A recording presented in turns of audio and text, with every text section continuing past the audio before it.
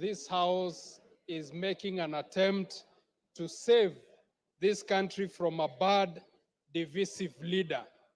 Honorable Speaker, and allow me to thank the mover of this motion, Honorable Mutuse, for the courage that he has shown and the 291 members who have signed this motion.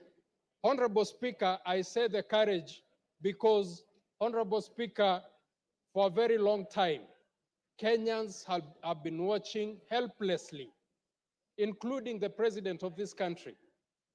They've been watching helplessly the deputy president moving around this country, dividing this country into shares and dividing this country in tribal lines. Honorable Speaker, let me say my reasons for supporting this motion. First reason, Honorable Speaker, in 2022, the country suffered a very bad drought, and the government responded by giving relief to the pastoral communities whose families, most families were left without able to feed their families. Honorable Speaker, the Deputy President took most of that relief food to areas that were not affected by drought. Honorable Speaker, Kenyans should understand that this is not a motion or an impeachment against a tribe. It is a motion to impeach an individual who has shown, to use the majority leader's word, a black man with a black hat. This is a man who has shown that he does not care about the country, but his interest is in a small region. But it is actually interest that is driven by self-interest. It is not that he loves that region. We have seen that what he has amassed wealth for himself and not for the region. So, Honorable Speaker, I support. Thank you. Wamshomba. I thought you normally sit this side. Thank you. Yes. The temperatures there are too high. Mr. Speaker, Go ahead. I rise to defend the Deputy President, Rigathi Gachagua, against what I am calling mob justice, a process that has not given him the right of reply, a process that has gone on, presented some fact checks to the villages, and disseminated information to the members of public without giving him the opportunity to defend himself. Hold your horses, Wamchomba. I was consulting with KJ. I didn't hear what you said. Can you repeat?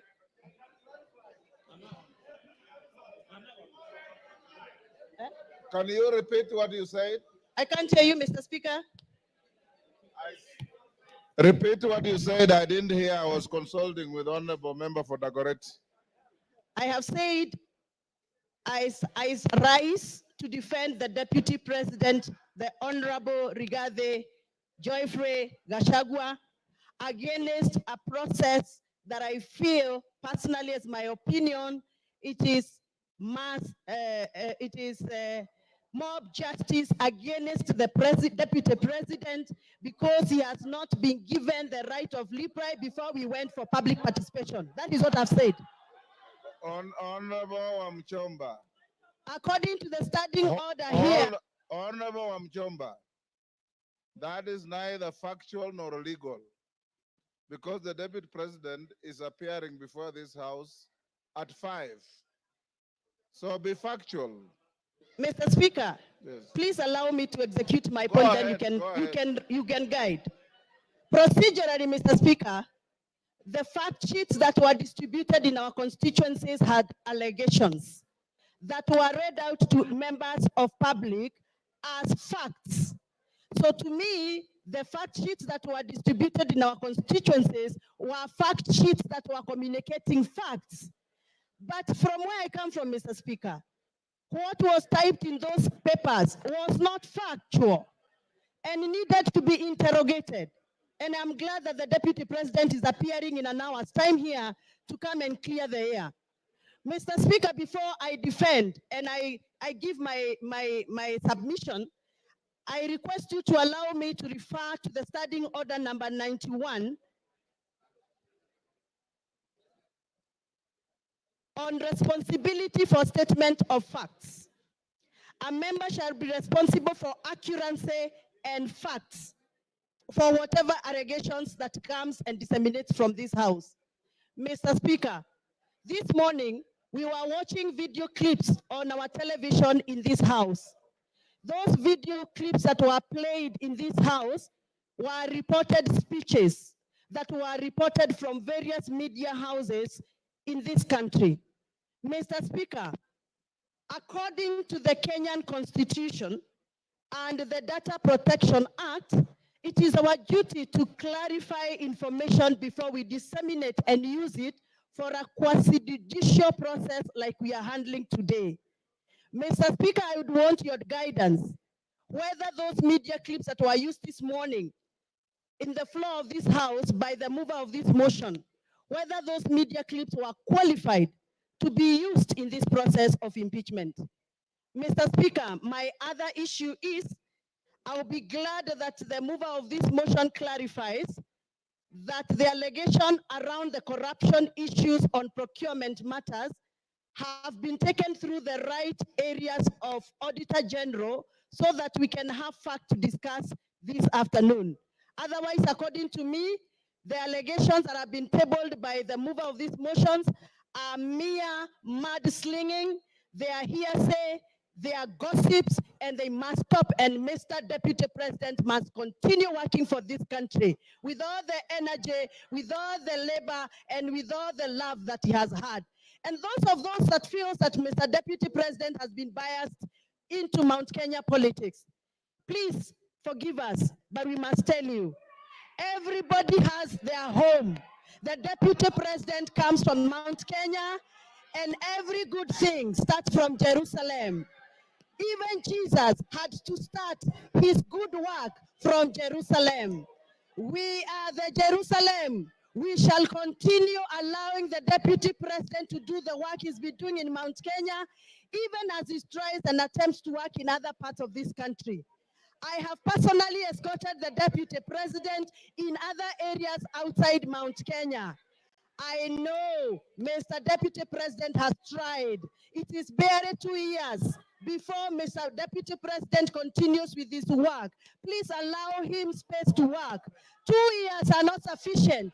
Even for the members in this house know very well, they have also not been able to do what they promised their voters during campaigns. We are all elected members here, and we know we made pledges, and 2 years are not sufficient for anybody to use that as a basis to judge anybody on the performance.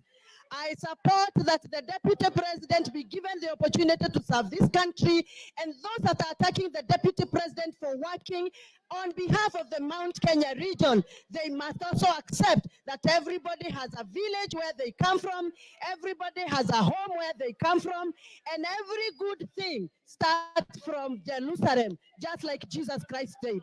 Asanteni sana, and I refuse. The Deputy President is going nowhere. He's going to stay here to serve us as we gave him votes. Thank you very much. Thank you, Speaker. Your time is up. Ken Chonga.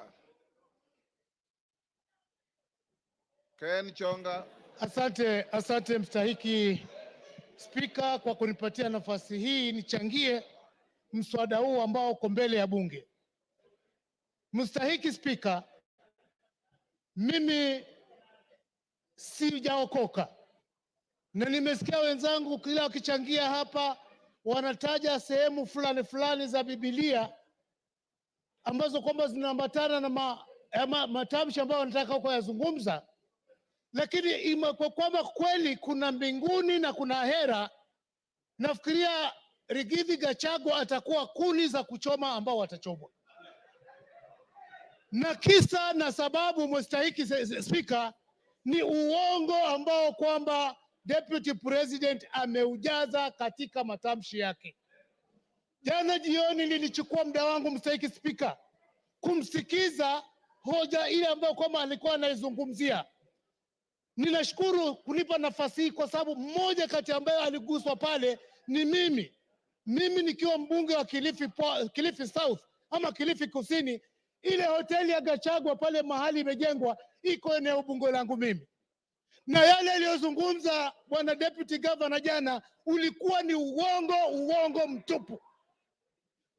Sorry, deputy president. Kitu cha kwanza, mstahiki Spika, wakati King Charles III alipokuja ndio aende atembelee kule chini Kuruwitu, alikuwa amekuja kwa mwaliko wa Kuruwitu Conservancy CBO, na wakati alipofika kwa Kuruwitu Conservancy CBO, mkutano ule haukuchukua zaidi ya dakika 30, akaenda Vipingo Ridge. Ile barabara ambayo kwamba aliomba kwamba itengenezwe kwa sababu kuhifadhi Kuruwitu Conservancy, ile barabara haipitiki. Lakini deputy president akaona amepata nafasi nzuri sana ile barabara, baada ya kwamba iende kwa Kuruwitu Conservancy, akachukua ile barabara akaijenga, akiipeleka kwake hotelini, imeishia pale kwa hoteli yake.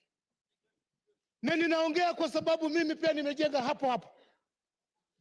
Bwana deputy president alisema kwamba watu waliomba hiyo barabara ijengwe, kulikuwa na public participation. Ni kweli kabisa, tuliomba ya kwamba barabara ile ijengwe, lakini hii kwamba ni uhusiano wake yeye na wenyeji wa Kuruwitu, kwamba ni uhusiano ambao ni mzuri, wanaelewana, na kwamba hata mbunge eneo hilo anajua. Mimi nasema ashindwe katika jina la Yesu.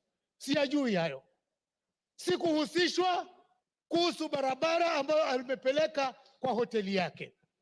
Tatu, bwana Spika, mheshimiwa Spika, deputy president alisema ya kwamba barabara ile inafaidi watu wengi sana ambao kwamba wanaishi maeneo yale. Akataja kwamba kuna Vipingo, Shariani Secondary School. Mimi ninajua mahali Shariani Secondary School ipo, wala haifaidiki na ile barabara. Akataja kuhusu Shariani Primary School. Shariani Primary School ukitaka kuaccess unaipata kwa hiyo main highway ya kutoka njia panda ya kutoka Mtwapa kuelekea Kilifi na kuelekea Malindi. Kusema ukweli kabisa, yale yaliyokuwa nazungumza kuhusu wekezo ule ni wa uongo.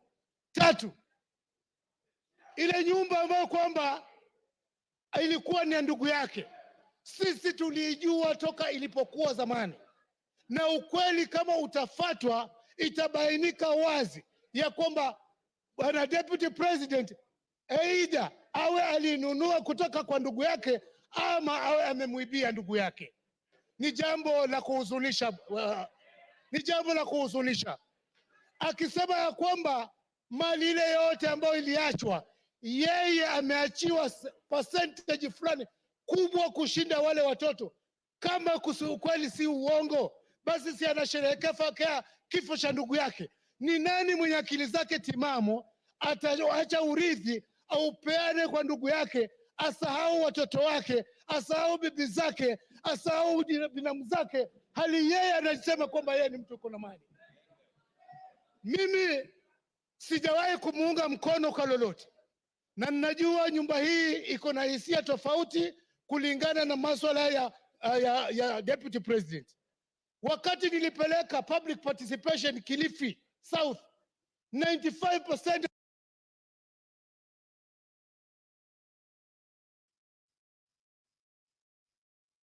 Give him 1 minute.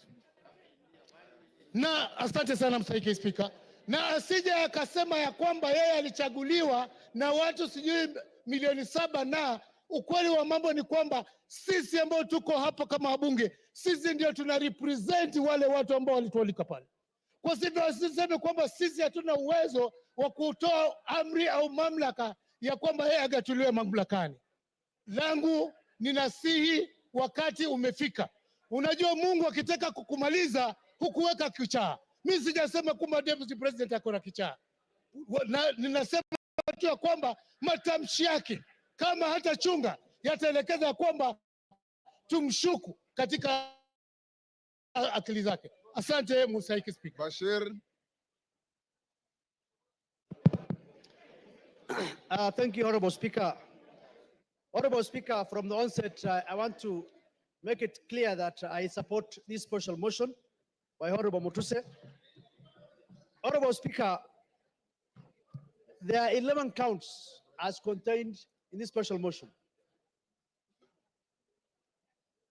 What these 11 counts in total summarize and talk about is gross misconduct and issues of integrity. The holder of the office of the Deputy President is not a small man. He is just a heartbeat away from the presidency. Looking at the behaviors, actions, utterances of Deputy President Rigathi Gachagua shows you that he does not befit to hold the office of the Deputy President. Honorable Speaker, time and again, His Excellency Rigathi Gachagua has been talking about Murima, Murima, Murima. But one thing I want people to know is that the same Murima has people who have been elected by the same representative and who are in this house representing the people of Mount Kenya. Rigathi Gachagua is not the sole representative of Mount Kenya. They have MPs, they have women reps, they have senators, they have governors. He is supposed to represent each and every part of this country called Kenya. Unfortunately, he doesn't understand that bit. Sometimes in July, in a well-attended press conference in Mombasa, intelligence services, and especially in the person of Director General. Now, look at this case. The Deputy President is a member of NSAC, the National Security Advisory Council. He sits in that council. If there are issues that he has with individuals running those institutions, the best place will have been that council. Now, you've been the Deputy President of the country. Instead of addressing matters in a perfect and constitutional manner, you address the press and taint the images of such officers, critical officers of security. That itself is quite unfortunate. Honorable Speaker, I listened to the press conference last night. One thing that perturbed me was the issue of His Excellency saying, I have gotten all these wealth from my brother. Now I'm asking myself, he doesn't have wealth of his own that he can tell the people? How come he is the one who gets more of the shares than the widows and the orphans?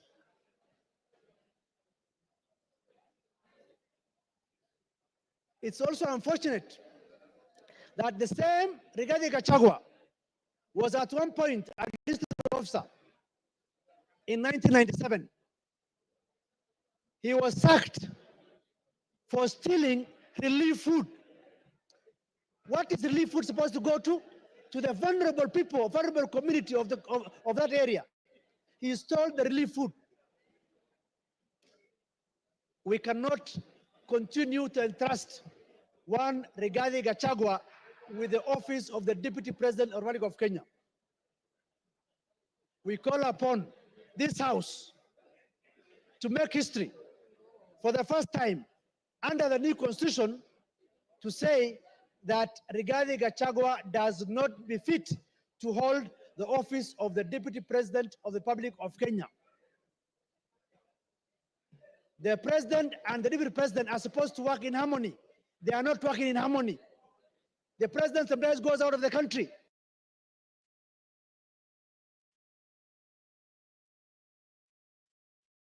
Sorry. Ruth Odinga.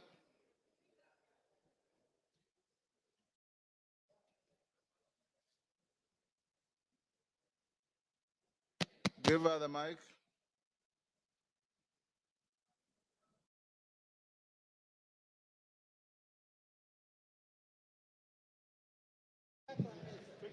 Thank you, Mr. Speaker, for giving me this opportunity.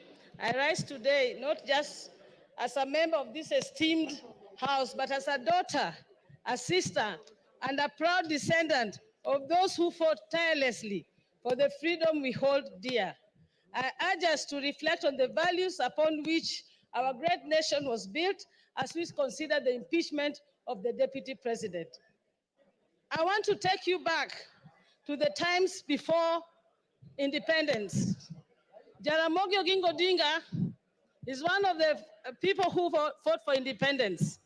And the colonialists actually offered him to be part of to become the president of Kenya. He declined and left that for Jomo Kenyatta to become the president. And in 1964, Jaramogi became the first vice president of the Republic of Kenya. Exactly 2 years down the line, like the 2 years we now have with the deputy president, Jaramogi decided that due to the ideologies that he was holding, which were different, which differed from the president, he decided to step down and leave the position of vice president, not for his own good, but for the greater good of the Republic of Kenya. He actually stepped down. I would like, in my own statement, to ask the deputy president that Kenya is larger than you. Kenya is a big country that we need to protect. If I were you, Mr.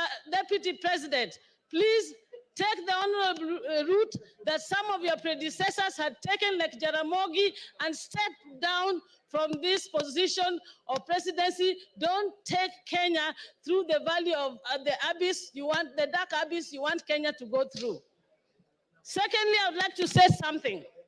I was not one of the people who was actually wanting this impeachment of the deputy president. I felt that the deputy president's impeachment was not the main problems that we were having in Kenya, and that we had other issues. But having heard how the president spoke last night, I am completely convinced from that statement that the deputy president must go, and he must go as soon as possible. One of the reasons why I say that is that we are not here for our personal grandeurs and our personal wealth. Kenya, if the deputy president is mourning because his father is going to turn in his grave because of the wealth that is being accused of. I wonder what the people like Bildad Kagia, Jaramogi Oginga Odinga, and all those who fought for us to get through this, to get to where we are, through multi-party. Oginga Odinga and all went through house arrest, detention, to make sure that we get the multi-party that we are enjoying in this country, the democracy that we are enjoying. How are they feeling in their grave when now the deputy president is talking about making Kenya a company? What company are you talking about, and shareholders? When Kenya is a country that we have a sovereign country in Kenya. Mr. Deputy President, I was a bit on your side, but you have hanged yourself with your own rope. Whoever informed you to go to the TV yesterday did you a very big disservice. And for that, I support the motion.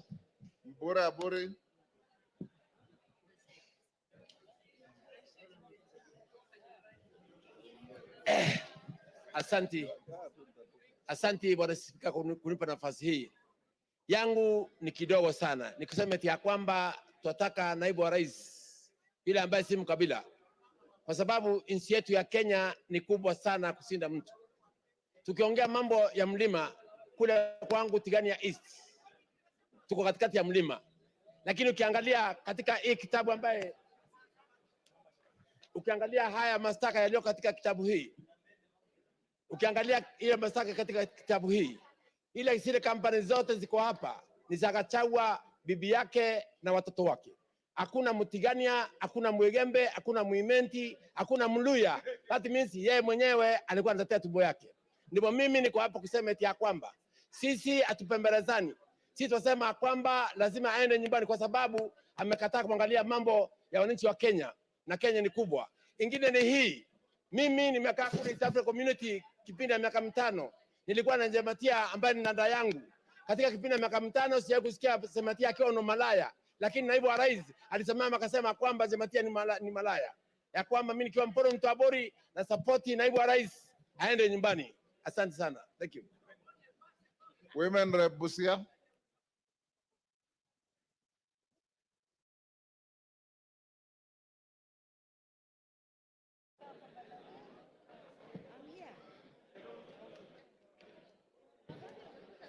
Thank you, Mr. Speaker. I support with a lot of strength this motion because many times I thought I was a tenant in Kenya. And I know I was born and raised in this nation. When a leader of a national figure discriminates openly, I left myself wondering if we can keep allowing to be divided every day, and yet as leaders, we must be a factor that unites all Kenyans. I want to ask the Deputy President, what message was he sending to Busians who voted for Honorable Maina in Marachi West, in Butulak sub-county? And what message was he sending to Busians who voted for Honorable Talam in Buhayo West, in Matayos, Busia County? We should be free from Mombasa to Turkana, any person of any race, any tribe, to stand and be elected without being pointed at as this one belonging to a particular region and that one not belonging to our region. Because Kenya is our country and we are here in this country to build it. If we don't join, because if you go as an individual, you are a drop in the ocean. But together as Kenyans, we are an ocean. So I want to ask again, what other thing a principal assistant is supposed to do? According to me, unless you have a shrunken hippocampus in your brain, then you go displaying what your master is doing instead of being the real assistant of even covering up. One day I was sent all these things I was sent all these things are saying. It's like he is wearing an oversized coat, oversized trouser, a tumbo cut vest, and oversized shoe. He does not understand his role as a principal assistant. We must unravel from the seams of our fabric in this country, because sometimes you can be wearing a dress or a trouser, but something keeps biting you. Unless you unravel or open up the seam to know what is biting you, you will continue losing blood and become anemic. So people of any nation are stronger than the people in power. All leaders in this nation must be responsible of the utterances they puke every day, because what will our future leaders be saying? I am, or who is our role model? Who is their role model? All of us must be responsible not to give hate speech anywhere we go. And I don't think there is a tribe in Kenya that is superior than others. Whether you come from Eastern in Garissa or you come from Siamahanga village where I live, you are equal. Article 27, section 4 is clear about this, that we should not discriminate.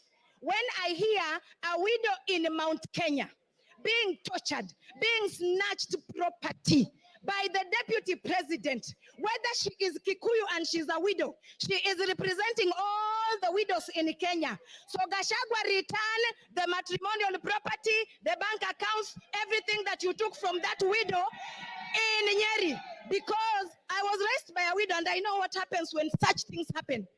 A widow should be given their rights, whether you have all the muscle in the nation. And thirdly, a leader who does not respect women, that one is not a leader.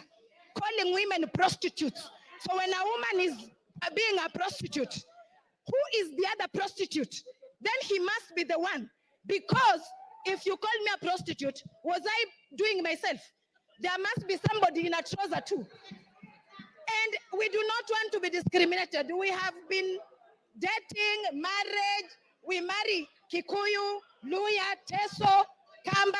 That should continue happening than us growing up or children fearing to marry from Mount Kenya or fearing to marry from Nyanza. That is wrong. So Deputy President must go home. We really want him to just take a rest. Thank you, Mr. Speaker. Yes, Muya, what's your point of order? Speaker, I'm standing on standing order number 91 on matters of facts and substantiating what the member is speaking of. The issue of Malaya have been adversely mentioned in this house. Have you as the speaker received anything to substantiate? Honorable Speaker, it is on record that the deputy speaker, the deputy president has been closing the whole country, campaigning for the same women, especially in Mount Kenya where he was assigned. So it is unfair that members can continue repeating, you cannot substantiate, and there is no evidence. We should You've have made your evidence. point. Honorable members, order, take your seat. Honorable members, I want, with your concurrence, to reduce the time of the speakers to 2 minutes. Is that agreed? Is that agreed? For the purpose of the record, I'll put the question that we reduce time for speakers from 5 minutes to 2 minutes. As many as of that opinion say aye. Will those of the contrary opinion say nay? The ayes have it. Didymus, 2 minutes. Mr. Speaker, I want to be very clear that I support this impeachment motion. I say so because Kenya, we have more than 42 tribes. And it was never our permission to decide which tribe you belong to, Honorable Speaker. And we want every part of our country to feel part and parcel or properly represented by our Deputy President. The continued dividing of our country in shares, Honorable Speaker, in terms of how many votes that a particular area voted for the government, Mr. Speaker, it is making parts of this country feel like they're not part of this country. I think, in a nutshell, Honorable Speaker, because of time, I want to summarize what I want to say by saying that Kenya as a country, the position of the Deputy President, it requires a patriot. It requires an individual whom, when he speaks, the country listens with optimism. It doesn't require an individual who, when he opens his mouth, part of this country begins to bleed. This country doesn't require a villager in the name of the Deputy President. It requires a patriot, a statesman. And this House, Mr. Speaker, we will go down in the history of this country because the war against tribalism, the war against segregating this country along shareholding lines, it's a war that we have come a long way, Honorable Speaker. It's a war that we vowed that we must win it in installments. And today we are paying the last installment. Rigathi Gachagua must go home, not by walking, but by running, Honorable Speaker. I support. Member for Wajir West.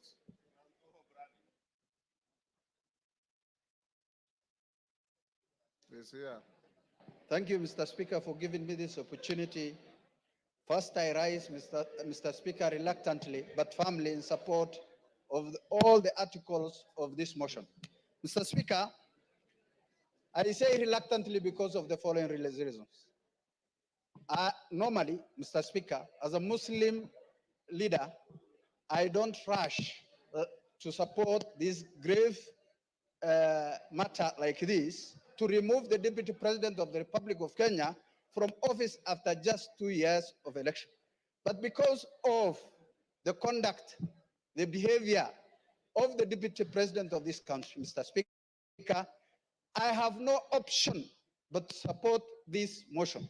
Mr. Speaker, I am a witness who went to the office of the Deputy President of the Republic of Kenya to request for assistance during, during the drought season to request for relief food for the people of Wajir West. But the utterances of the Deputy President of the Republic of Kenya was shocking, Mr. Speaker. He told me, Mr. Speaker, and I want to confirm to this House, that the Deputy President of the Republic of Kenya told me you have more than your share. It was shocking. I was dejected, hopeless, and left the office in protest, Mr. Speaker.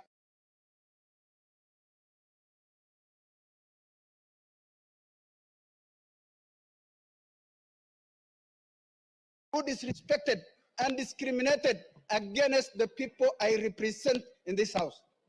Mr. Speaker, today, as we speak, it's a historical day. And for that reason, Mr. Speaker, for unity of this House, of the country. Your time is up. Your time is up. Member for Tetu. Thank you, Mr. Speaker. You have 2 Mr. minutes. Speaker, from the onset, I rise to oppose this motion, to this special motion on removal from office by impeachment of the Deputy President of the Republic of Kenya. Mr. Speaker, when a man is down in the spirit of Ubuntu, it is not good to crush him.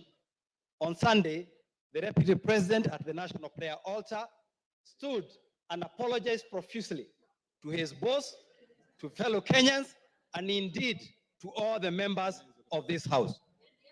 Mr. Speaker, I feel that our party, UDA, on which the Deputy President was elected, has internal disciplinary mechanisms which have not been exhausted so as to bring this matter to this House. I also feel that in the spirit of us finishing the agenda that we promised Kenyan, this matter can wait to 2027 so that we can focus on service delivery to our people. Mr. Speaker, I will personally request the members of this House to find it in their heart to forgive the Deputy President. And I will personally. Mr. Speaker, you have had honorable member telling this House that in UDA they had not exhausted their disciplinary mechanism. Why did he then decide to sign on the motion? Why did he sign?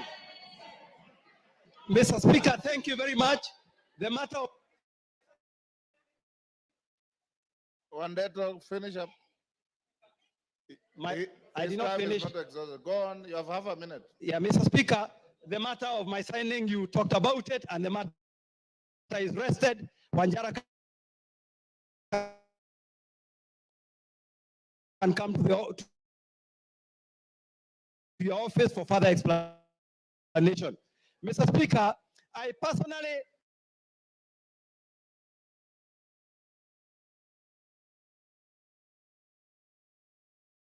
we sit down with the Deputy President so that if there are any issues that he needs to correct, if there are any issues that he needs to align, he can align so that himself can continue serving the people of this country. He has some good in himself, and that good needs to be preserved so that he can finish his work. So, Mr. Speaker, I rise to oppose. Thank you. Umi.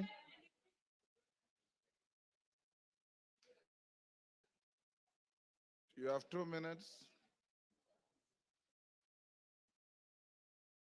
Thank you, Mr. Speaker. I rise to support the motion of impeachment because of many reasons. Mr. Speaker, as a young person and as a representative of the House for the Youth, I wonder how many young people of this country can walk into a bank and access a loan of 600 million shillings without any guarantees of any sort. Mr. Speaker, this is a representation of impunity. The Deputy President stood before the media yesterday as a national leader to defend his children. I respect that he stood to defend his children, but how many children of this country has he given a chance for them to access the same benefits? Myself included, I cannot access a loan of that amount of money.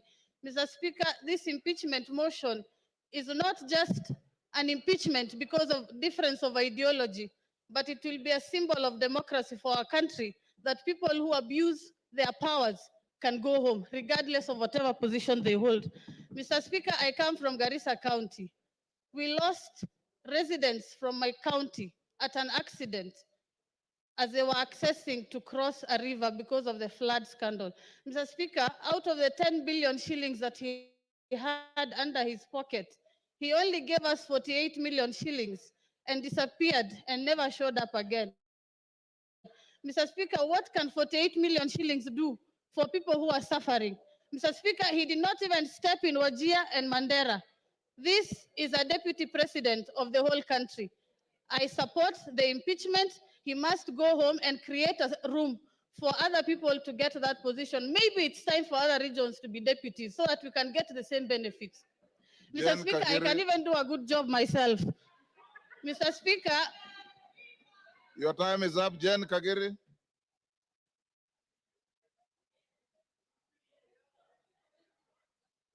If you read the Constitution, you'll know that you don't qualify to be a deputy president at your age. Jen Kagere. Thank you, Honorable Speaker, for giving me this opportunity to contribute to this motion. Honorable Speaker, when I was elected in the year 2022, in the month of August, I was a very grateful person to God, and I knew my work was to serve the people of Laikipia County. A county that is cosmopolitan, that has Pokot, that has Turkanas, that has Maasais, that has Samburus, that has the Muslims, it has the Somalis, and all these people, inclusive of the Kikuyus, came together and gave me their votes. That is what comprises of Laikipia County. Honorable Speaker, the point at which I differed with His Excellency, the Deputy President, is when he started talking about Mlima. I realized Laikipia County is not Mlima after all, because Mlima, people have running water from taps. In Mlima, people have tarmac roads. In Mlima, people don't suffer human-wildlife conflicts. But in Laikipia County, we have all those challenges. So, Honorable Speaker, that was the first point where we differed. The second point, Your Honorable Speaker, is when there was the talk of 1 man, 1 shilling, 1 vote. In Laikipia County, we are among the counties that have the least population. When you talk of 1 man, 1 shilling, 1 vote, it means you're talking of reduction on resources for my people. That one I would not accept. Honorable Speaker, I remain a Kikuyu. But sadly, since our difference in opinion with His Excellency, the Deputy President, I have been the poster girl of his intimidation, of his insults, of his blackmail, of his coercion, telling me that I should not engage the national government, that I should not follow up for resources for my people. Honorable Speaker, once in a while, a generation is called upon to stand for something. Today, I stand for an end to insult, a respect to the dignity of leaders, a respect to my people, Honorable Speaker. Give her a minute. Give her, okay, wind up. Honorable Speaker, in my conclusion, I must state, many people have called us traitors, have assumed money has been received for this action. But Honorable Speaker, I want to make it very clear. I need no money for the restoration of dignity in this house. I need no money for the restoration of respect to women in this house. I need no money for resources to reach my people of Laikipia County. Honorable Speaker, I submit and I support. Thank you. Oundo.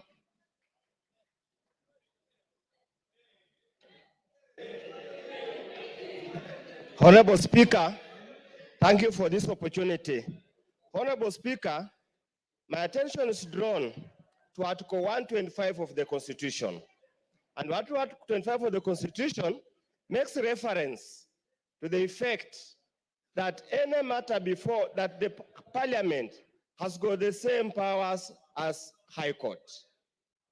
Out of that, Honorable Speaker, then I'm left to look at the evidence presented by my good friend, Honorable Mutuse, and wonder, does it really meet the threshold of any form of evidence as required in there, as required at the High Court? Honorable Speaker, I have looked at the various options or breaches that constitute impeachment: gross violation, crime, gross misconduct, and so many other things, Honorable Speaker.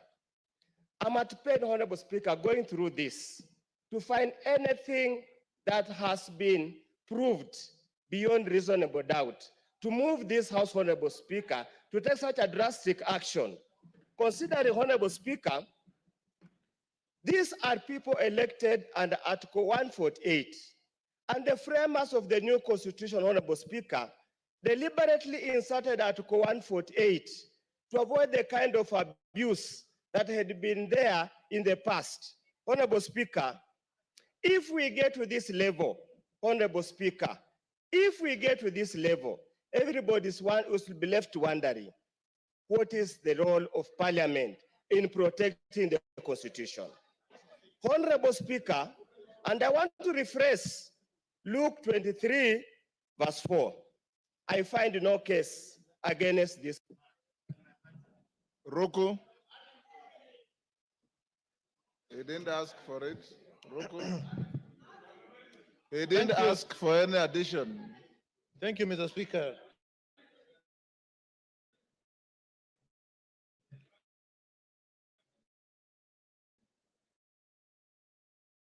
Thank you, Mr. Speaker. Mr. Speaker, from onset, I rise to in the remote places in Turkana, in Mandera, in Bere, very remote places at the concern of our constitution, which talks about the national fair use and principles of governance. And one of the principles which is enshrined in our constitution, Mr. Speaker, is protection of the marginalized, who in many occasions has forgotten that he represents even the most marginalized places, corners of our country, that the numbers of these small communities in the Republic, they have the right, just like any other big community in our Republic. We have seen the smirk, the arrogance, the contempt which the Deputy President of the Republic has to the minority groups in the Republic of Kenya. And coming from a marginalized community, a community which has been marginalized from 1963, Mr. Speaker, I want to state here and now that it's high time we sanitize the office of the Deputy President. Mr. Speaker, last week on Sunday, Your time is up. Your time is up. Irene Mayaka. Thank you, Honorable Speaker. Honorable Speaker, I also stand to support the motion by my good brother, the Honorable Mutuse, in impeaching the person of the Deputy President of Kenya. Honorable Speaker, under unwarranted discrimination in contravention of, at so many occasions, expressed that he only considers people he considers shareholders, came to Gusiland.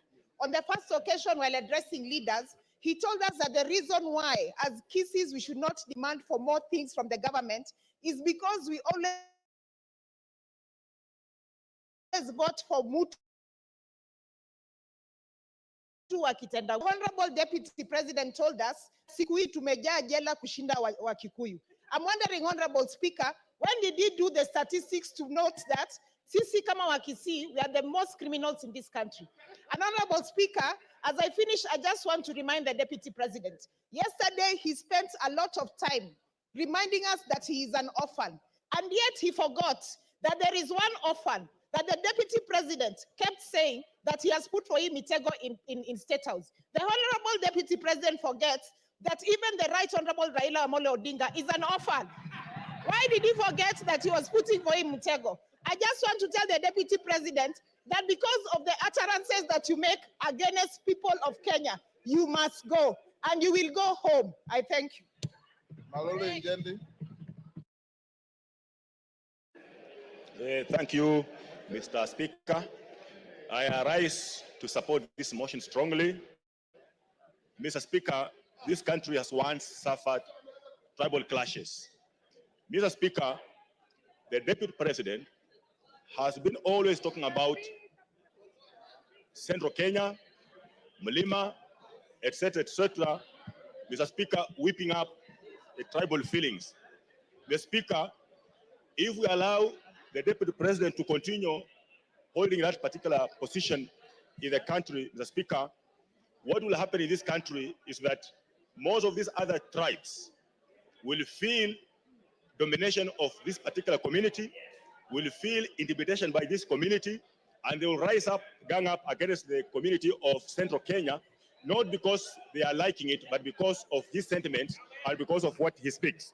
Mr. Speaker, this person has been in office for 2 years, but he appears not to have had the conscience to know the kind of office he's holding, and that's why he speaks the way he speaks of regions.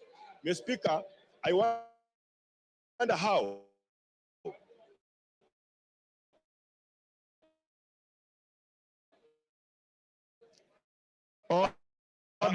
office government not to enter, not to access. Mr. Speaker, because of kuweka miteko kila mahali kwa kona State House has affected some of us when he was still very active in State House, blocking us from accessing State House. Mr. Speaker, the whole issue of shares, I want to tell people from Western Kenya, we are suffering from this because of his input and insisting, embarrassing the president when he wants to help persons from West Kenya. He says those people don't deserve to have the share they're having in the government. Thank you, Mr. Speaker. I support. Robert, leadership, I'll give you 5 minutes. Thank you very much, Mr. Speaker. Thank you very much. This afternoon, and also earlier in the morning, I've noticed that it's getting a little personal.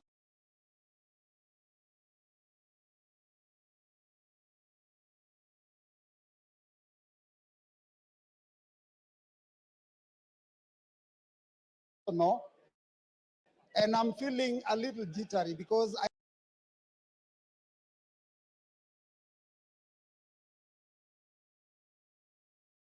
he's a family man with a wife and children and friends and relatives, and they're all listening. So I think maybe I will start by reading the Bible so that we can bring down the temperatures.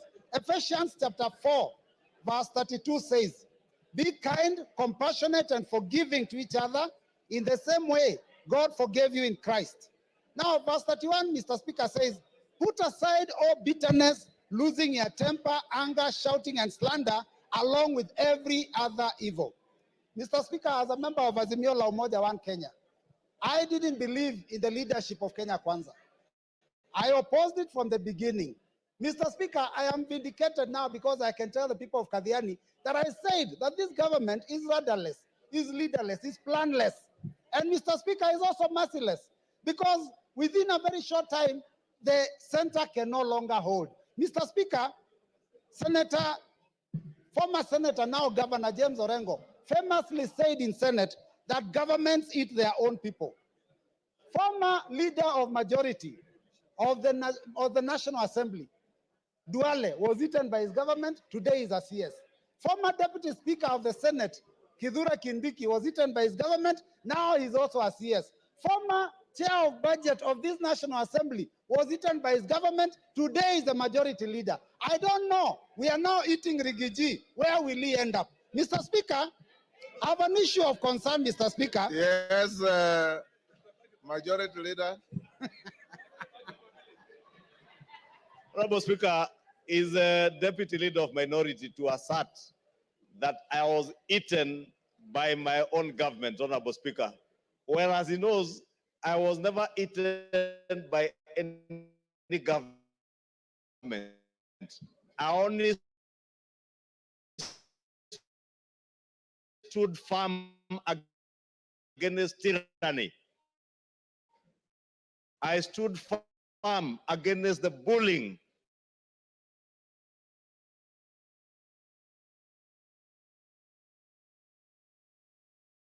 and the rights of all these members, including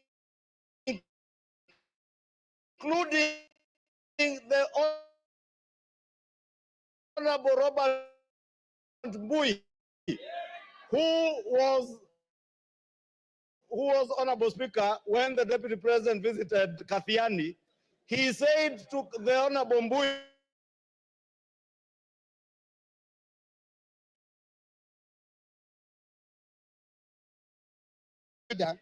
but Mr. Speaker, I'm also impressed by the energy that I've seen in this house, the vigor, the passion from morning. I mean,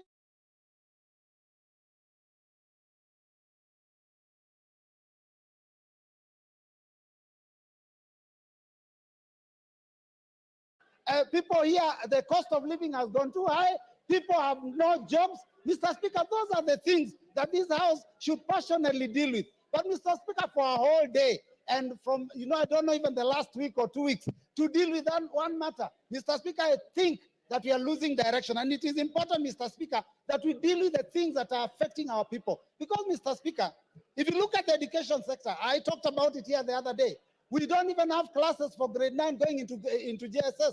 Mr. Speaker, the funding model for university has failed. Mr. Speaker, the insurance sector, NHIF, is having a problem, Mr. Speaker. How then do we spend taxpayers' money and time to come and deal with a matter of one single individual, Mr. Speaker? Now we are told that this person, Mr. Speaker, is a tribalist. But Mr. Speaker, those comments that he made, yesterday he made it very clear. And I was shocked. I was very shocked, Mr. Speaker, yesterday, to realize that in fact Kenya Kwanza was actually a company that is limited by shares and that people negotiated shares for themselves. The mover of the motion is a member of MCCP. MCCP negotiated shares for Lower Eastern. Mr. Speaker, because we had 2 cabinet secretaries in this government. Now, Mr. Speaker, we only have 1. And I'm telling you, Mr. Speaker, actions speak louder than words.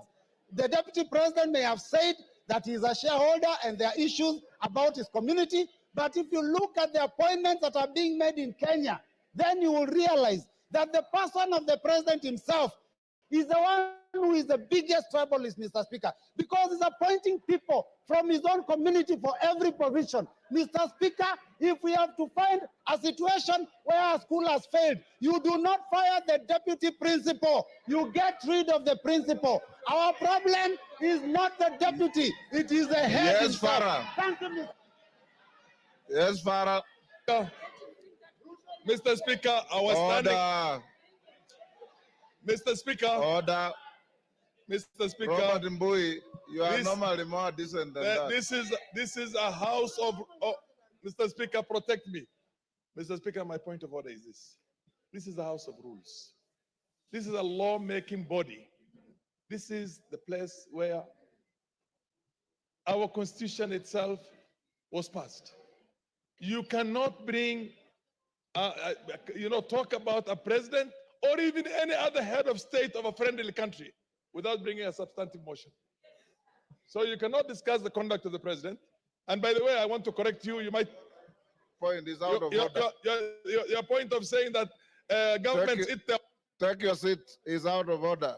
Kahangara. Yes, yes.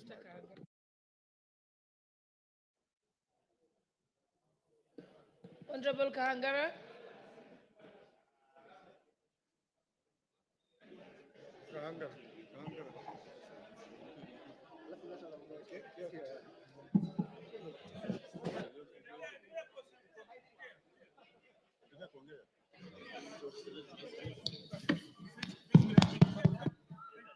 Thank you, Madam Speaker. Hold on a second, they're going to put for you the mic. Clark, just, yes, I can see the mic. Take the one next to Mheshimiwa Fulamu. Take that one, yes.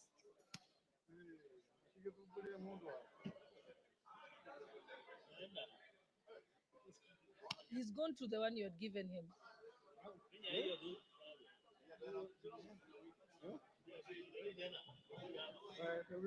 Okay, thank you very much, Madam Speaker, for giving me an opportunity to contribute to this motion.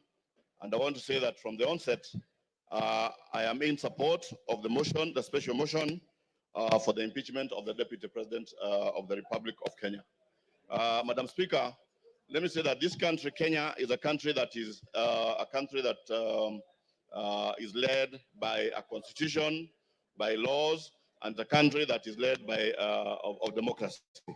In this country, Mr. Speaker, every 5 years, Kenyans go to elections to elect their leaders. And after elections, for people to assume office, they take an oath of office where they say that they are going to respect the Constitution, they are going to protect the Constitution of this country. Mr. Speaker, when the Deputy President took oath of office, he promised that he was going to respect the Constitution of Kenya. In his responsibilities, we are told that the President is a symbol of national unity. He's the one who is supposed to be uniting this country and also to respect the diversity of the various communities and tribes in this country. In the same constitution, it says that the Deputy President is the principal assistant to the President. So if he is the principal assistant to the President, meaning that he performs the duties that are performed by the President. Mr. Speaker, I want to say that the Deputy President has gone around this country talking about shares, meaning that he has put all the tribes of this country into coalition.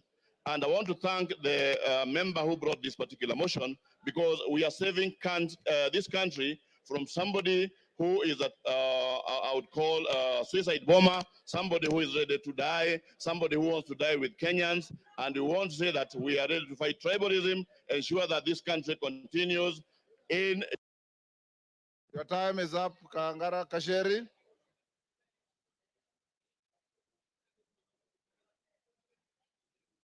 Give Honorable Njeri the mic.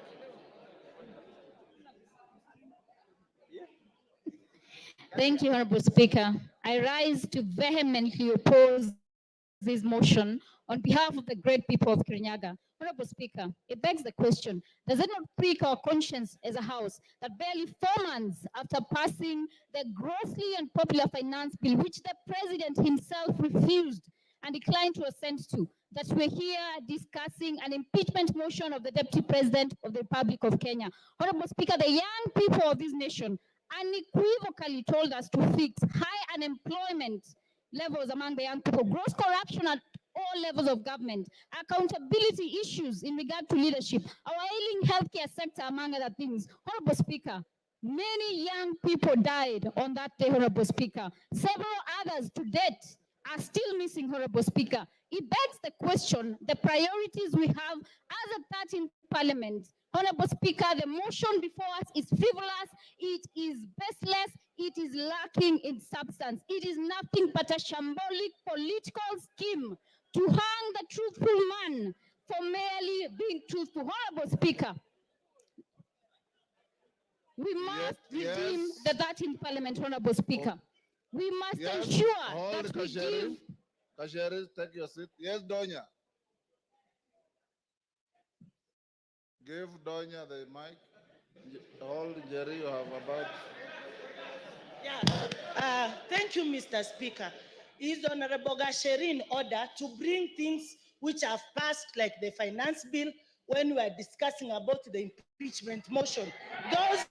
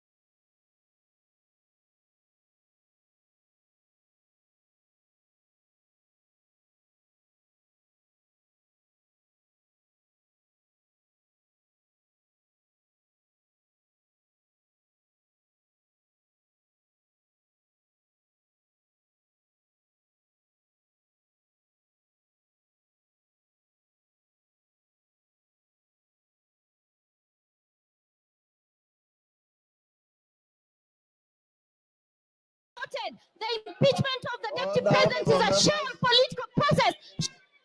Kasheri, order.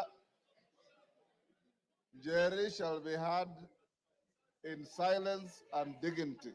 But Jerry, your time is up. Women rep of Migori. Yeah, yes, Wanjala. What is out of order? Give Wanjala. Thank you, Mr. Speaker. Mr. Speaker, the person who is accused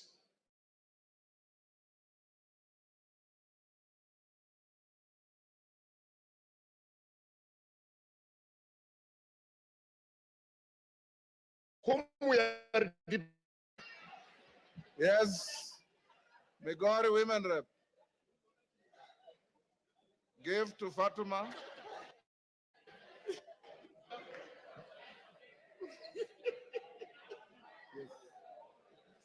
I look for you to speak.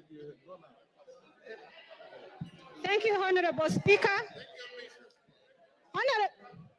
Thank you, Honorable Speaker. Kindly protect me, Mr. Speaker. I can't be heard, Mr. Speaker. Order. Thank you, Mr. Speaker. Order. Order. Excuse me, Honorable Member. Please give me time to speak. Mr. Speaker, thank you for the opportunity you have given me. And as I stand here as a Muslim, I don't know when I'll die. In case I die before the impeachment time, I vote yes, Gachagua must go. Mr. Speaker, I will take you to the Bible, Proverbs 23, 10 verse 11.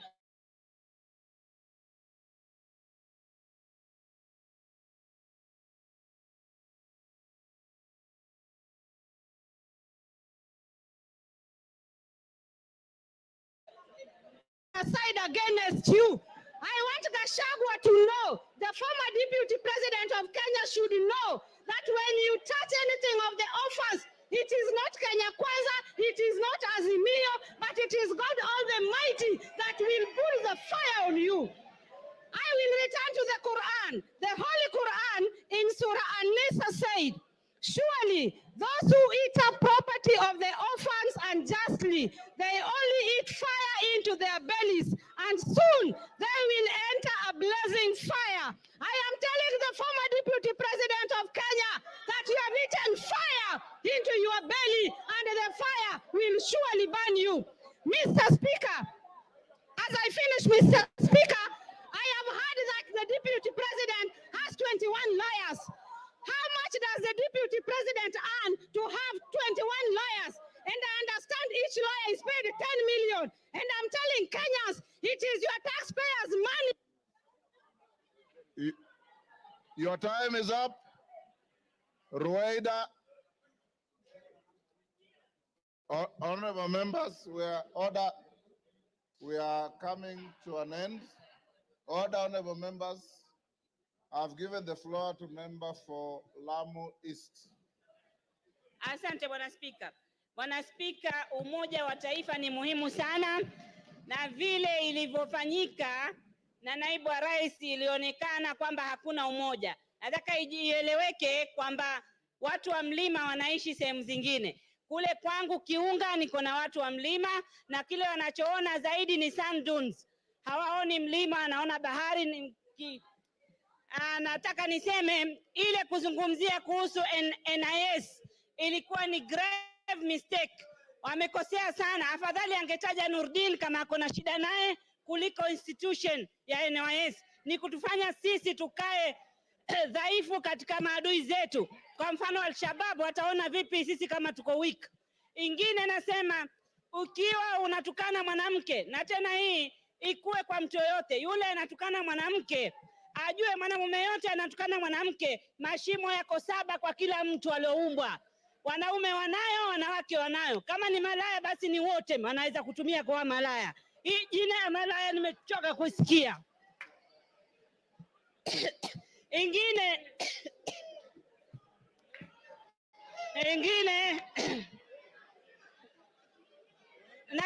naulizwa mashimo ni haya mawili ya pua, ya masikio, ya mdomo na yale mengine mawili. Kila mtu ako nayo. Ingine nataka niseme sisi tunafundishwa Kiislamu kuheshimu wajane na mayatima. Ikiwa kuna mtu haiheshimu majane na mayatima, basi hairuhusiwi kidini yetu. Asante Bwana Spika. Order. Member for Kipipiri, take your seat. Yes, Milemba. Honorable Speaker, thank you for this. The mood in the House is such that it's already 5. And Honorable Speaker, it's my plea to you that the country is weary. We move to the next stage so that we may hear the Deputy President speak. Remember, this is a motion which has timelines. Thank you, Honorable Speaker. Order, members. If you listen to the Speaker, when I called out member for Lamu East, I said she was going to be the last one on this. So she is indeed the last one on this. The interaction on the motion. Order. Order, members. The interaction of members on the motion has been very, very intense. Order, honorable members. Member for Machakos, keep your cool, mommy. Keep your cool. Yes, keep your cool. The members who have spoken are many. It is not possible for each and every one of us to speak on the same motion. For those who have spoken, I appreciate you for your tremendous industry for and against the motion. Now, His Excellency, the Deputy President, is in the chamber, and he's accompanied, I believe, by his legal team or assistants. We will now move to the next stage. You remember I had advised the House, Order Joyce Kamene.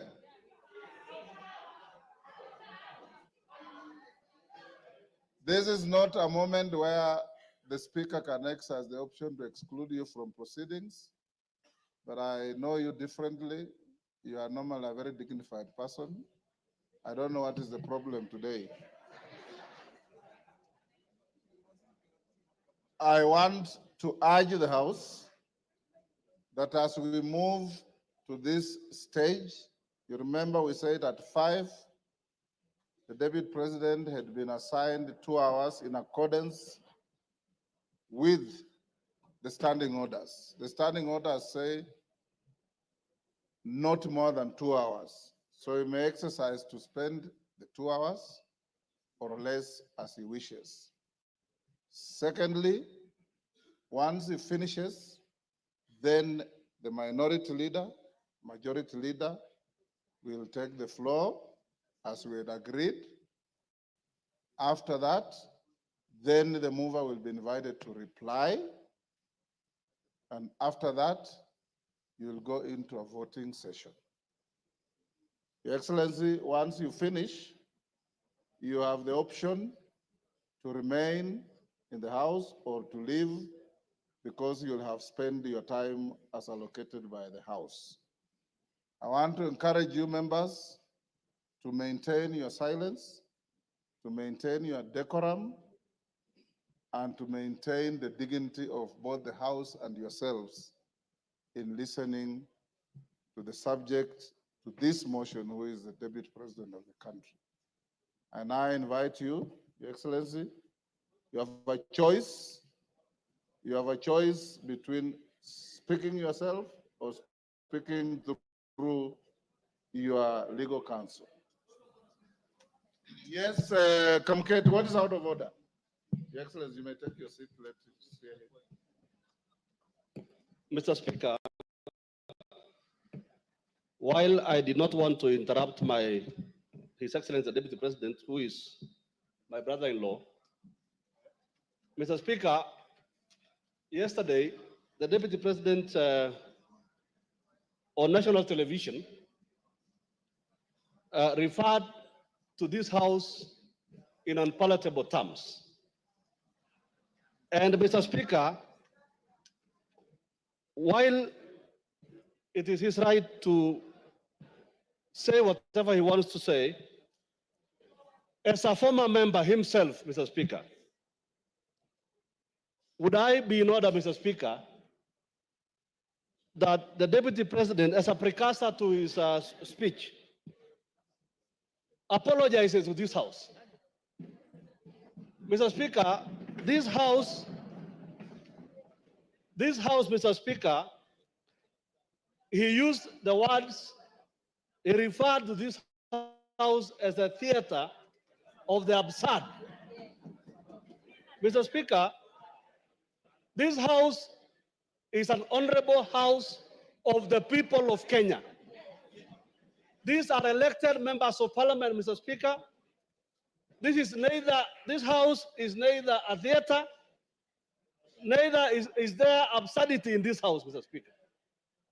So I would request, Mr. Speaker, that the Honorable Deputy President exercises, dignifies this House by offering an apology.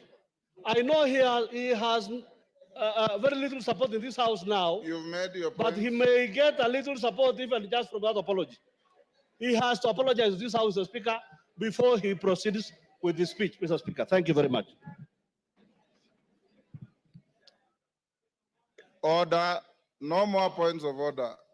Your Excellency, Deputy President, as you take the floor, this morning, the Speaker made a communication and indicated that we found it abhorrent that some of the contents of your interview your speech rather, your statement last evening, in which you described this House in not very good terms. We also indicated that the rules of this House preclude matters pending before the House from being canvassed in other fora, particularly by members of the House, and to an extent of broad interpretation of the standing orders, a person who is subject to the motion going on in the House. It is spilled milk, it's water under the bridge.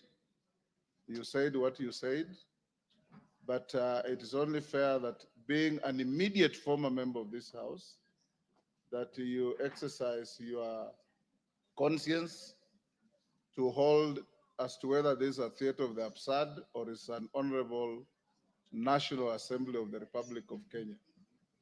You may start by addressing that. Thank you very much, Honorable Speaker. And thank you, the honorable members present, for according me this opportunity to prosecute the matter before us. Mr. Speaker, sir, I have tremendous respect for this great institution, having served here for 5 years between 2017 and 2022. And I appear here in a very nostalgic moment that I'm back in the House where I stayed for 5 years, despite the fact that I've come under difficult circumstances. Mr. Speaker,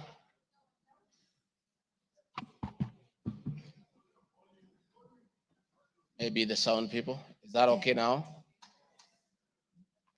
Mr. Speaker, sir, and the honorable members, I want to thank you for giving me opportunity. I hope, Your Excellency, you have been advised by your lawyers that you are here to respond to specific issues Yes, in the motion I have my advice. and not to talk generally. I know. Yeah, so rules of relevance will still apply to you as they apply to all members.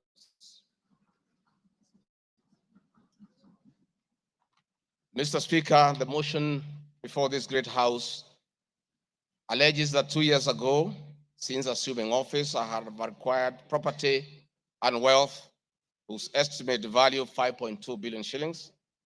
A significant number of properties to which this sum of 5.2 billion is erroneously and maliciously attached belonged to my late brother, the late Honorable James Gachagua, and as demonstrated by his will, a copy of which is attached. The fact as follows. Olive Garden, my response. The allegations that I own the Olive Garden Hotel is false. The truth is that Olive Garden Hotel used to belong to my deceased brother, the late Honorable James Derito Gachagua, and therefore has never been my property. This is information that most of you may be aware, as it is in public domain. Upon his demise, my late brother left a will in which, in his recognition that I can take care of his family, he appointed me as one of the executors of his estate. In the said will, my late brother directed that the hotel should be sold, among other properties, and proceeds distributed as per the will. I'm also listed as a beneficiary together with other persons named therein. In accordance with these instructions, the hotel was sold by the executors to a third party.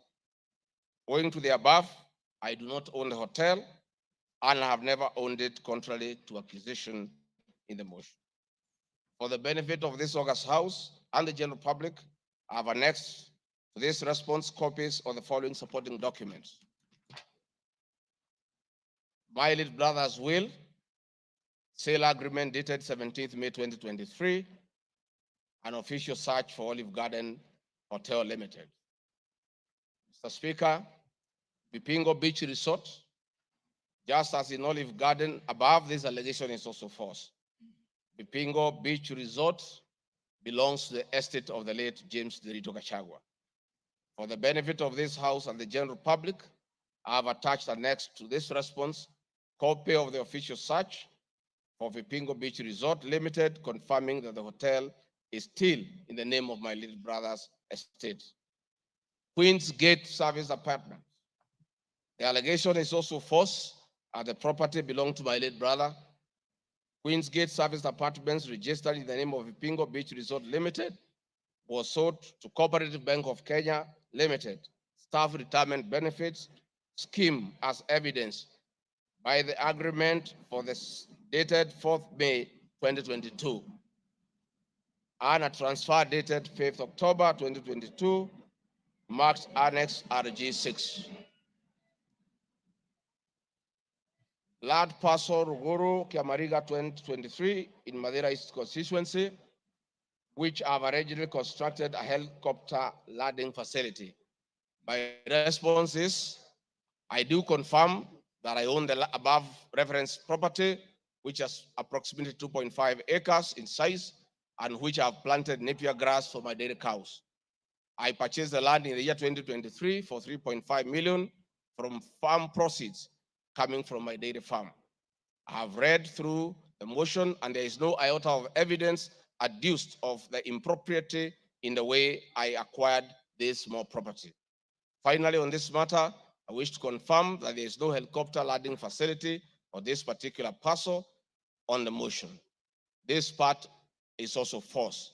I attach a copy of the agreement for purchase of this property marked Annexure RG7. 40 acres of land purchased in Kakuret within Kabraine in Nyeri County. My response. I confirm that I own a property, having bought it in 2015, a time when I was not a state officer. I had not even been elected as member of parliament from the Honorable Joroge Wainaina, member of parliament for Kenny, who is present in this house, or I'm not sure whether he's present.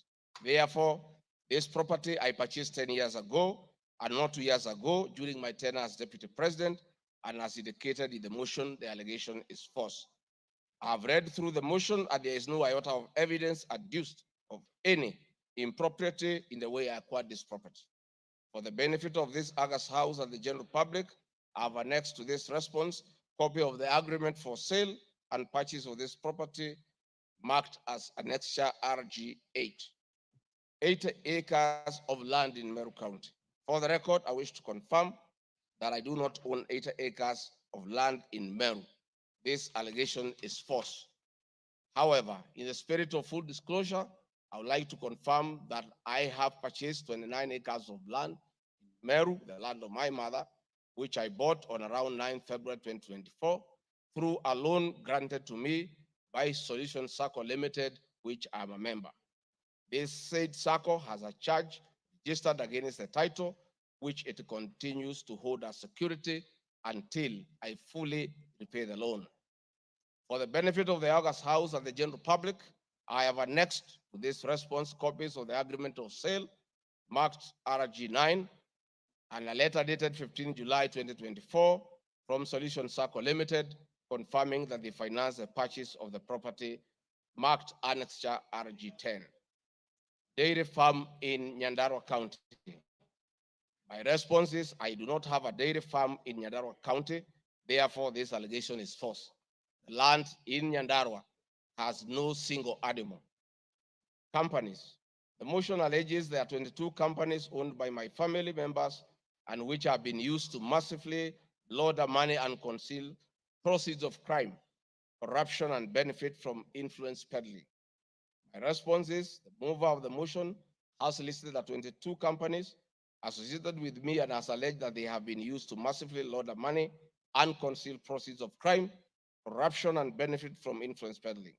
I've carefully gone through the motion and have not seen any evidence to support or prove the allegations therein.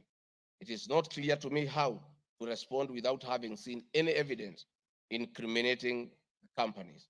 I'd like to be clear that these companies have not been involved in any illegal activities, and I believe that is why the mover of the motion has not tabled any evidence of impropriety with respect to the companies. It does appear to me that the mover of the motion was so meticulous to get all the companies associated with me and my family.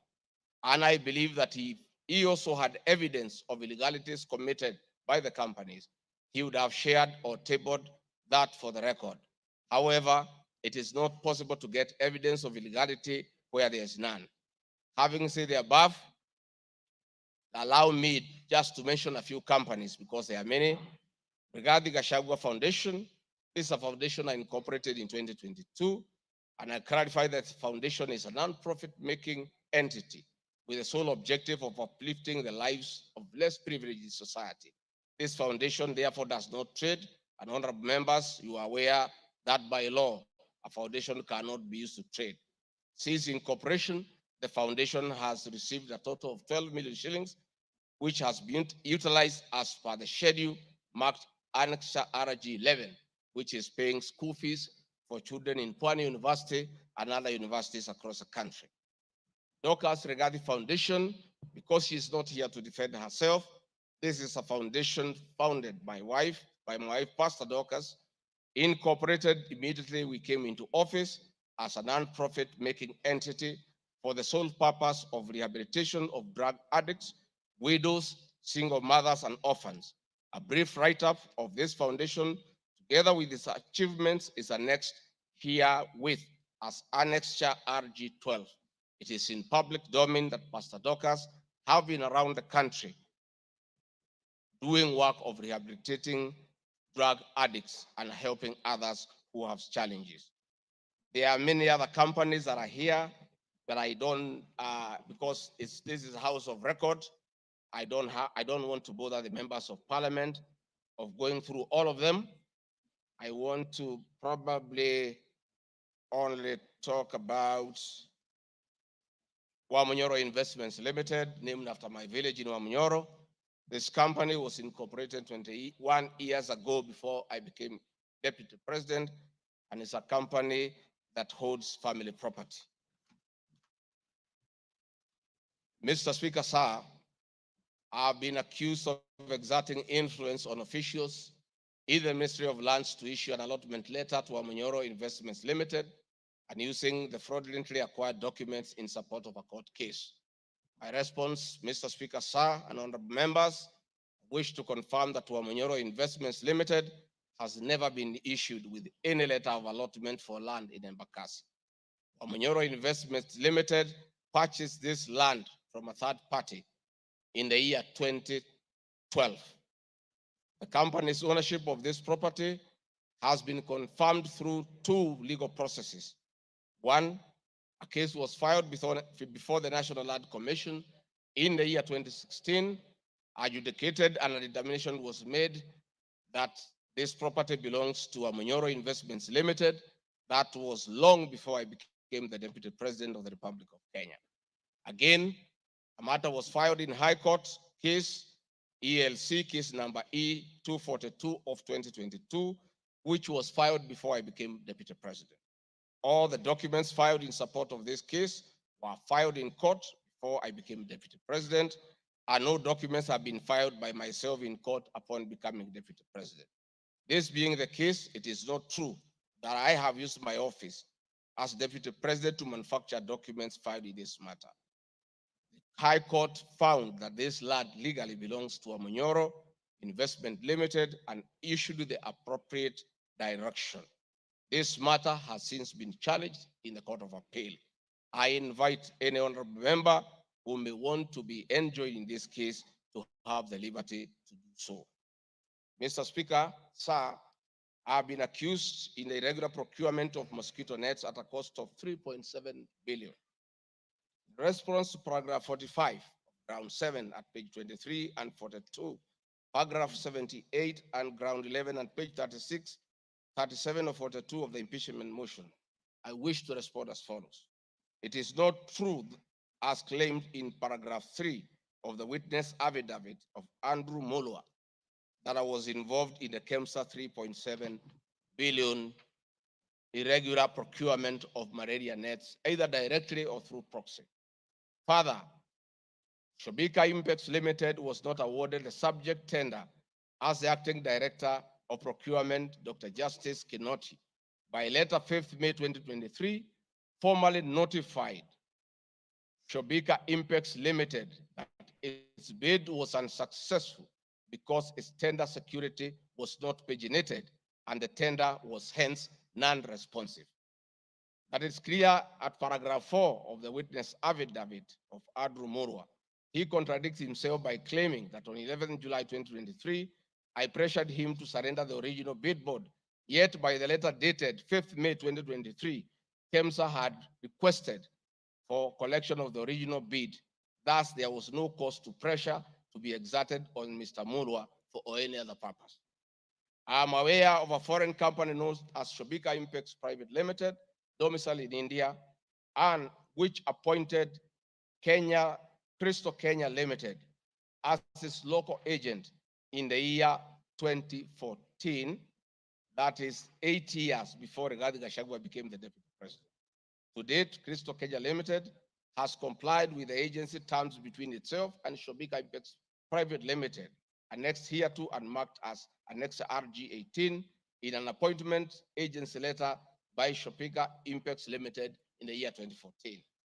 Sometime in 2023, Kenya Medical Supplies Authority advertised tender number GFATM MOL NFM 2022-2023 for supply of long-lasting insecticidal nets using the international open tendering method of procurement on behalf of the Global Fund. The monies for supply of the nets, as per my understanding, was a pure grant from the Global Fund. I am aware that Shobika Impacts Limited still participates in doing business with and has not been debarred by the Global Fund to date. I believe being technically qualified to provide and deliver the goods subject of the tender document, having the financial ability to do so, and without their participation or assistance from Crystal Kenya Limited, Shobika Impacts Private Limited independently participated and submitted in its bid in response to the subject tender pursuant to an invitation by KEMSA. Having not participated in the subject tender, Crystal Kenya Limited did not submit any of the documents in response to the subject tender. Specifically, Crystal Kenya Limited did not submit a bid board or tender security in its name in response to the subject tender. It is therefore not true that Crystal Kenya submitted a fake bid board with an intention to fraudulently acquire public property. It is also not true that with my sons, I used Crystal Kenya to massively launder money, conceal proceeds of crime, engage in corruption, and benefit from influence peddling. Subsequently, by the letter 5th May 2023, KEMSA notified Shobika Impacts Limited that it was not successful because the tender security was not paginated and requested Shobika Impacts Private Limited to collect his bid security from the procurement office immediately. Annexed here to and marked Annexure RG 19 is a said letter by KEMSA dated 5th May 2023. However, EACC commenced investigations of the subject tender, and on conclusion of the investigation by EACC and the Senate on the subject tender, KEMSA CEO Terry Ramadhani, who had been suspended on this issue, was appointed Kenya's Deputy High Commissioner in New Delhi, India by President William Ruto. Thereafter, Crystal Kenya Limited, Shobika Impacts Limited, agent in Kenya, followed up in the release of Shobika Impacts Private Limited's bid board tender security on behalf of Shobika. Annexed here to and marked Annexure RG20 is an email from Shobika Impacts Private Limited email addressed to Crystal Kenya Limited, together with a letter of even date confirming that Crystal Kenya Limited had authority to collect their bid board. KEMSA was mandated to immediately release the bid board tender security upon determining that Shobika Impacts Private Limited was unsuccessful in the subject tender, and that is why they requested that the same be collected from its procurement office. KEMSA did so, as can be seen in its letter dated 11th July 2023, annexed here to and marked Annexure RG21 in the said letter by KEMSA dated 11th July 2023.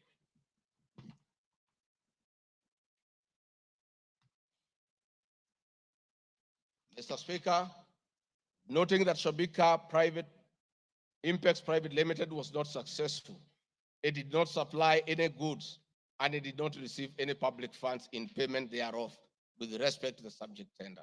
Accordingly, I have not committed any crime under Section 45(1), 46, 47(a)(3), and 48(1) of the Anti-Corruption and Economic Crimes Act, and Section 2, 3, 4, and 5 of the Proceeds of Crime and Money Laundering Act.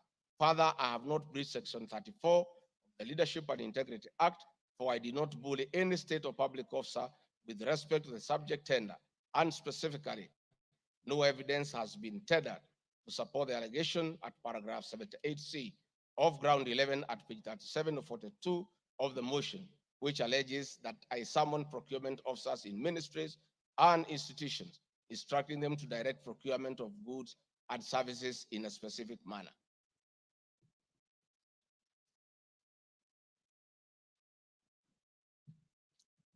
I have been accused of unnecessary and expensive renovation of the official residence of the Deputy President in Karen and Mombasa. Mr. Speaker, firstly, I would like to state that funds for the renovation of the official residence were approved and allocated by this Honorable House based on the fact that the premises had been neglected for a very long time when Dr. William Ruto was Deputy President. It cannot be fair that this House would proceed to impeach me because of an action that these honorable members have approved by way of appropriating monies for the renovations. Mr. Speaker, the contract for the refurbishment of the official residence of the Deputy President, dated 22nd December 2022, was signed by Honorable Katole Metito, Controller of State House, Office of the President, and Agrobic Investment Limited that was awarded the tender, because the Controller of State House at that time was the accounting officer in charge of the Office of the Deputy President. The report of the Auditor General, Mrs. Nancy Gadongo, dated 24th January 2024, on the Executive Office of the President for the year ended 30th June 2023, gave the opinion confirming that due compliance with the Public Finance Management Act 2012, the report is annexed herewith and marks as Annex RG 23. I would also like to add that the Deputy President, as Deputy President, I'm not involved in procurement processes of my office, whether directly or indirectly. I would also like to state that I do not know the company, Agropric Investments Limited, which undertook the renovations. I do not know the directors and the company. I did not participate in the tendering or supervising of the same. The motion dated 26 September 2024 alleges that on 29 January 2023, 45 million Kenya shillings was transferred to Bayani Enterprises Limited, which is alleged to be a special purpose vehicle used by me to siphon public funds. No evidence whatsoever is contained in the motion showing that the said company is in any way connected to me or that I have any beneficial interest in the said company, which I am neither a director or a shareholder. I categorically refute the allegation, which is false and unfounded. Mr. Speaker, I'd also like to confirm that I'm not a director or a shareholder, directly or indirectly, of the company called Agro-Brick Investments Limited, and I do not know its shareholders or its directors. Mr. Speaker, there is an allegation of dubiously acquiring substantial portion of the sum of 100 million paid to Lusona Events Limited. My response, Mr. Speaker, is just like in the above other matter. I have read the motion and I would like to state that there is no evidence that this company is linked to me. I wish to categorically state that I have no beneficial interest in the said company and neither am I affiliated in any way with the directors and shareholders of the said company. I would also like to state that I'm not a director or a shareholder of the company and do not know its shareholders or its directors. I do not sit in a tendering committee. I am not the accounting officer of the Office of the Deputy President. I have also not had any complaints against the manner in which the company undertook the work. I am unable to confirm the allegations on funds withdrawn from the account of the company since I'm not a signatory to its account. I am not associated with the company in any way whatsoever. Mr. Speaker, the motion dated 26 September 2024 claims that I'm reasonably suspected to be the principal beneficiary of the dubious transactions. However, Mr. Speaker, no evidence has been adduced or annexed to the motion to give credit to the allegations or suspicion. I categorically refute acquiring or benefiting from any funds paid to Lusona Events Limited, and therefore the allegation is false and unfounded. Mr. Speaker, I have been accused of siphoning money through St. Nicholas Rehabilitation and Industrial Training Institute Limited. My response, Mr. Speaker, is that the motion dated 26 September 2024 makes the claim that a payment of 21 million was made to a company called St. Nicholas Rehabilitation Center and Psychiatric Hospital. Then subsequently payment was made to Umalari Motors Limited. The motion claims that it is suspected that the entire transaction was used by me to siphon public funds and the payments typify money laundering transaction. I'm not a director or a shareholder of this company, and I've never received any payments from this company. Similarly, I'm not affiliated or related to the shareholders and directors of the two companies. No evidence has been annexed to the motion showing that I was a beneficiary of the funds paid as alleged. I wish to point out that I'm not the accounting officer in the Office of the Deputy President, and I'm not aware that the payments made to this company by the office. The allegation is therefore false and unfounded. Mr. Speaker, there is an accusation of alleged sensational but false accusations against the Honorable Lady Justice Esther Minor. My response, Mr. Speaker, it is alleged in the special notice motion of ground 4 on page 14 at a gross violation of the Constitution that I publicly attacked the Honorable Lady Justice Esther Minor and forcefully threatened to bring action against her. First, Article 160, Subarticle 5 of the Constitution provides that the judge cannot be found liable in a court of law for actions taken in good faith in lawful performance of their work. This provision is not a bar on freedom of expression guaranteed at Article 33 of the Constitution, nor a bar of the right to seek redress for legal wrongs simply because a wrong is committed by a judge. They exit multiple legal fora in which to take action against a judge for any actions that are not lawful. My statements were protected speech consequent to a decision by the learned judge in a matter involving my personal assets, which I disagreed with and found to be wholly unfair. The matter having been concluded at that stage, my criticism of the decision was not sub judice, nor in any manner prohibited by law. While I respected the ruling of the learned judge, I was in absolute disagreement with it. Contrary to the assertions in the special motion, I did not falsely threaten to bring action against the learned judge. I took actual legal action available to every citizen of Kenya under Article 160B, subsection 2 of the Constitution, which allows any person to petition the Judicial Service Commission for removal of any judge and filed a legal complaint before the Judicial Service Commission, JSC, in March 2024. The complaint being live before JSC, discussion of the conduct of the learned judge in the said manner here would be sub judice. A copy of the complaint is annexed herewith and marked Annexure RG24.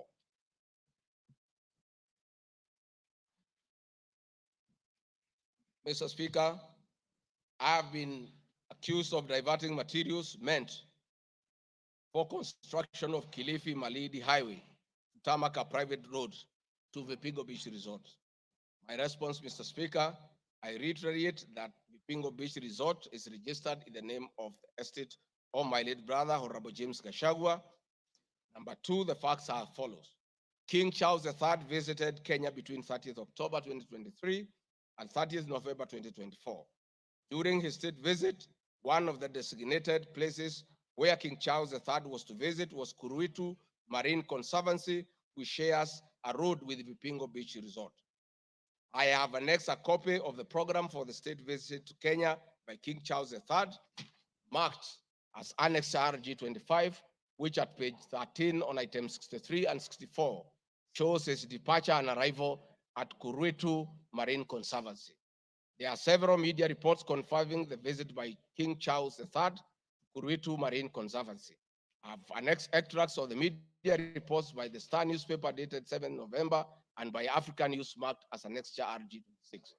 My understanding is that the road to Kuruitu Marine Conservancy was upgraded in respect of this visit, which also to benefit the local community, including amenities like Cheriani Secondary School, Cheriani Primary School, a mosque and a public market as part of the corporate social responsibility.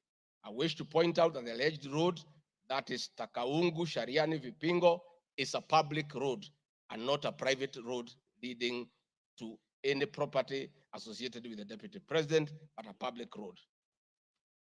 Mr. Speaker, I've been accused of undermining the president and the cabinet by allegedly making contradictory public statements from the position taken by cabinet regarding the evacuation of the people residing along the Nairobi River. My response, Mr. Speaker, is that Article 147 of the Constitution provides that the deputy president shall be the principal assistant of the president and shall deputize the president in execution of the president's function. Article 28, which states that every person has inherent dignity and the right to have the dignity respected and protected. Article 29C, Mr. Speaker, states that every person has the right to freedom and security of the person, which includes the right not to be subjected to any form of violence from either public or private sources. Section 15G1 of the Land Act states that notwithstanding any provision to the contrary in this act or in any other written law, all eviction shall be carried out in a strict accordance with the following procedure. Be preceded by proper identification of this taking part in eviction or demolitions. B, be preceded by the presentation of formal authorizations for action. C, where groups of people are involved, government officials or their representatives be present during an eviction. D, be carried out in a manner that respects the dignity, right to life and security of those affected. E, include special measures to ensure effective protection to groups of people who are vulnerable, such as women, children, the elderly, and persons with disabilities, including special measures to ensure that there is no arbitrary deprivation of property or possessions as a result of the eviction.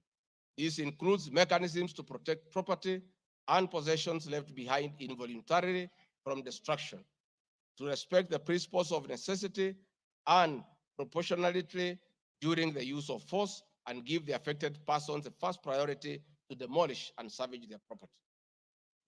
Critically, our Constitution provides at 147(2) that first the Deputy President shall perform the functions conferred by this Constitution and any other functions assigned by the President. Pursuant to Article 3 of the Constitution, I, as well as every other citizen of Kenya, and state or public officers have an obligation to respect, uphold, and defend this Constitution in performing any of my functions. This, the national values and principles of governance contained in Article 10 of the Constitution by those state organs, public officers, and all persons, including myself as Deputy President, wherever we make or implement public policy decisions. In addition to this matter, Mr. Speaker, these national values and procedures include the rule of law, democracy and participation of the people, human dignity, equity, social justice, inclusiveness, equality, human rights, non-discrimination, and protection of the marginalized. Adherence to these principles become extremely important when we as state officers are contemplating legal evacuation of citizens with a duty to avoid inhuman forced eviction that will be contrary to our constitution and international law. While campaigning with President William Ruto, and subsequently when I was sworn in as deputy president, the president and I promised as a key pillar of the Kenya Kwanza government that there will be no forced or unlawful evictions and that all evictions will be human and entail legal compensation. Mr. Speaker, the Office of the Deputy President has undertaken extensive engagement with all parties in regard to cabinet decisions on eviction, which I fully support, including the Nairobi River, which is an entity under the Office of the Deputy President and the County Government of Nairobi. Adherence to these principles become extremely important when we, as state officers, are contemplating legal evacuation of citizens with a duty to avoid inhuman forced evictions that will be contrary to our constitution and international law. Guideline number 6 of the United Nations General Assembly guidelines for the implementation of the rights to adequate housing prohibits forced evictions, and that the state should ensure that any eviction under domestic law are fully compliant with international law. The guidelines further require meaningful engagement with communities to ensure that the rights of residents are implemented cooperatively without the need for eviction procedures or police enforcement. Of government directives on the eviction, save for the fact that on being informed that the persons residing along Nairobi River would be evicted and paid 10,000 shillings only, which I and many other Kenyans felt was inadequate compensation for eviction. I insisted that the government should abide by the constitutional dictates and international norms while implementing any cabinet decisions, including eviction, and maintain the dignity of the citizens of Kenyans facing eviction. My statements did not and cannot be construed to undermine the president by insisting that people should not be evicted inhumanly and without adequate compensation. Mr. Speaker, I've been accused of undermining devolution by allegedly holding a meeting in Nairobi Wakulima Market. The motion alleges that on 28 September 2024, I unlawfully interfered with the running of the Nairobi City County government by holding a public rally where I allegedly incited citizens against lawful directives of the county government on planning and allocation of markets. My response, Mr. Speaker, is that the motion alleges that on 20 September 2024, I unlawfully interfered with the running of the Nairobi City County government by allegedly inciting citizens against lawful directives. Article 6.2 of the Constitution provides that the government at national and county levels are distinct and interdependent and shall conduct their mutual relations on the basis of consultation and cooperation. This being the case, it cannot be said that there is a violation of the Constitution when someone from the national government makes a comment on matters relating to county government. The traders had sought me out to intervene and request the governor on their behalf to dialogue with them and seek a solution to the grievances with regard to the relocation of markets. I request that a video annexed RG video 3 be played for the benefit of members to say what I said.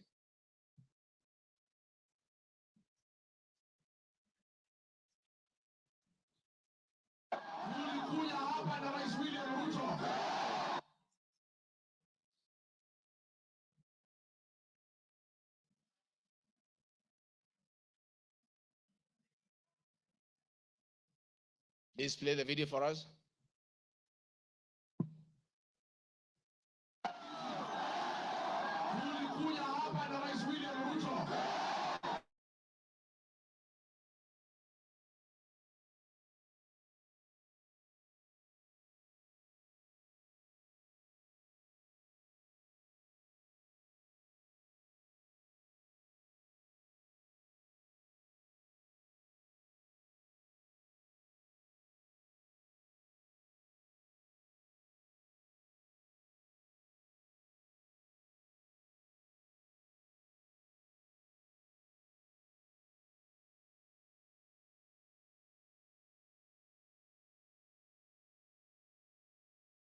mdogo wake, wafanyabiashara wetu watapata nafasi ya kufanya kazi yao.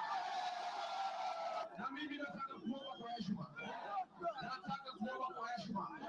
wale wote ambaye tumepatiwa nafasi ya uongozi na Wakenya, tukumbuke ya kwamba tulipata nafasi ya kuongoza kupitia kwa kura ya wananchi. Na tukumbuke ya kwamba wakubwa wetu, wadosi wetu ni Wakenya, na hakuna siku tutaweza geuka Wakenya. Walitupatia nafasi ya uongozi. Si nyinyi mlituandika kazi?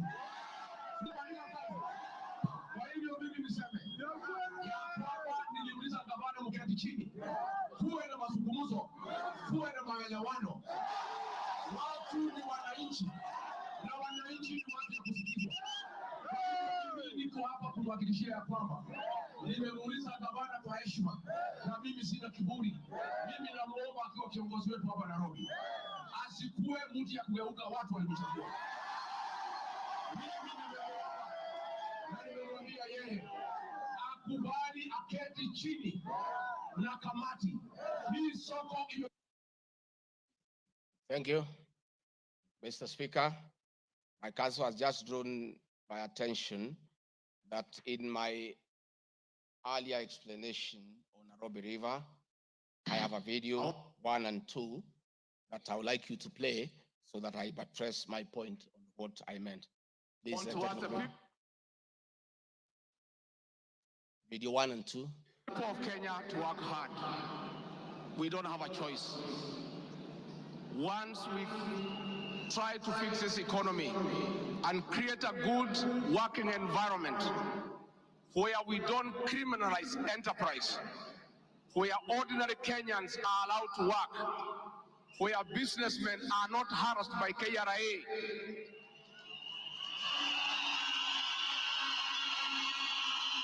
where goods belonging to the people of Kenya will never again be touched by overzealous public servants. Where again, poor people will never again be evicted in brutal evictions by state agencies. And I say, freedom is here. Now, the number of fatalities from the ongoing forcible eviction by the government has risen to 3, with another tragic loss in Mathare on Monday. An 18-year-old boy died as a bulldozer brought down a church in the area just moments after President William Ruto left. The young man, who was assisting in salvaging the church's belongings, became a casualty of the demolition. Earlier on Saturday, 2 individuals lost their lives in Mukuru kwa Ruben during a similar eviction exercise. Ben Kirui reports. Monday evening, the ongoing forcible evictions in flood-prone areas tragically ended yet another life. The 18-year-old Ian Otieno lost his life in Mathare moments after President William Ruto left the area where he had been assessing the effects of floods. Bulldozers descended on homes near riverbanks, flattening structures marked for demolition. Winnie Makinda, Ian's mother, struggled to comprehend the loss of her son, a candidate in this year's KCSE. Wakaambia mtu atingatinga usiangushe hiyo kuta, kuna hapo ndani kuna watoto wa watu, wacha kuangusha hapo ndani kuna watoto wa watu. Akaambia wamama waache kumpigia kelele. Reports indicate that Ian Otieno was trying to salvage church properties when the bulldozer brought down the wall, leading to his sudden demise. Driver wa tingatinga vile tu alianza kubomoa hata mara ya kwanza huko mbele, alikuwa tu anakani kama hata watu wakimwambia ngojea watu watoe vitu hataki kusikia. Nilichimba hivi, mtoto wangu alikuwa anataka kutoroka, sawa. Unasikia alishika mtoto wangu na hiyo kitu hapa, mtoto wangu akienda hivi, mtoto wangu ana hivi. His death led to demonstrations by residents, prompting police intervention. The law enforcers lobbed tear gas canisters to disperse rioting residents. Watu wakachukua mwili tena tuonyeshe maaskari yenyewe wametulia mtoto. maskari kutuona kwa gate, wakaanza kutoa gun, wakaanza kulipua shoot. Residents insist that they will comply with government orders to vacate houses along riparian lands only if provided with alternative housing solutions. Saturday's demolitions in Mukuru kwa Ruben claimed 2 lives and injured 3 others, sparking outrage among residents who blamed the government for forcible evictions despite many not yet being relocated. Last week, the government mandated the evacuation of all residents from risky areas within 48 hours, including those near dams, those in areas prone to mudslides, and Kenyans residing on riparian lands. Ben Kirui, Citizen TV, Nairobi.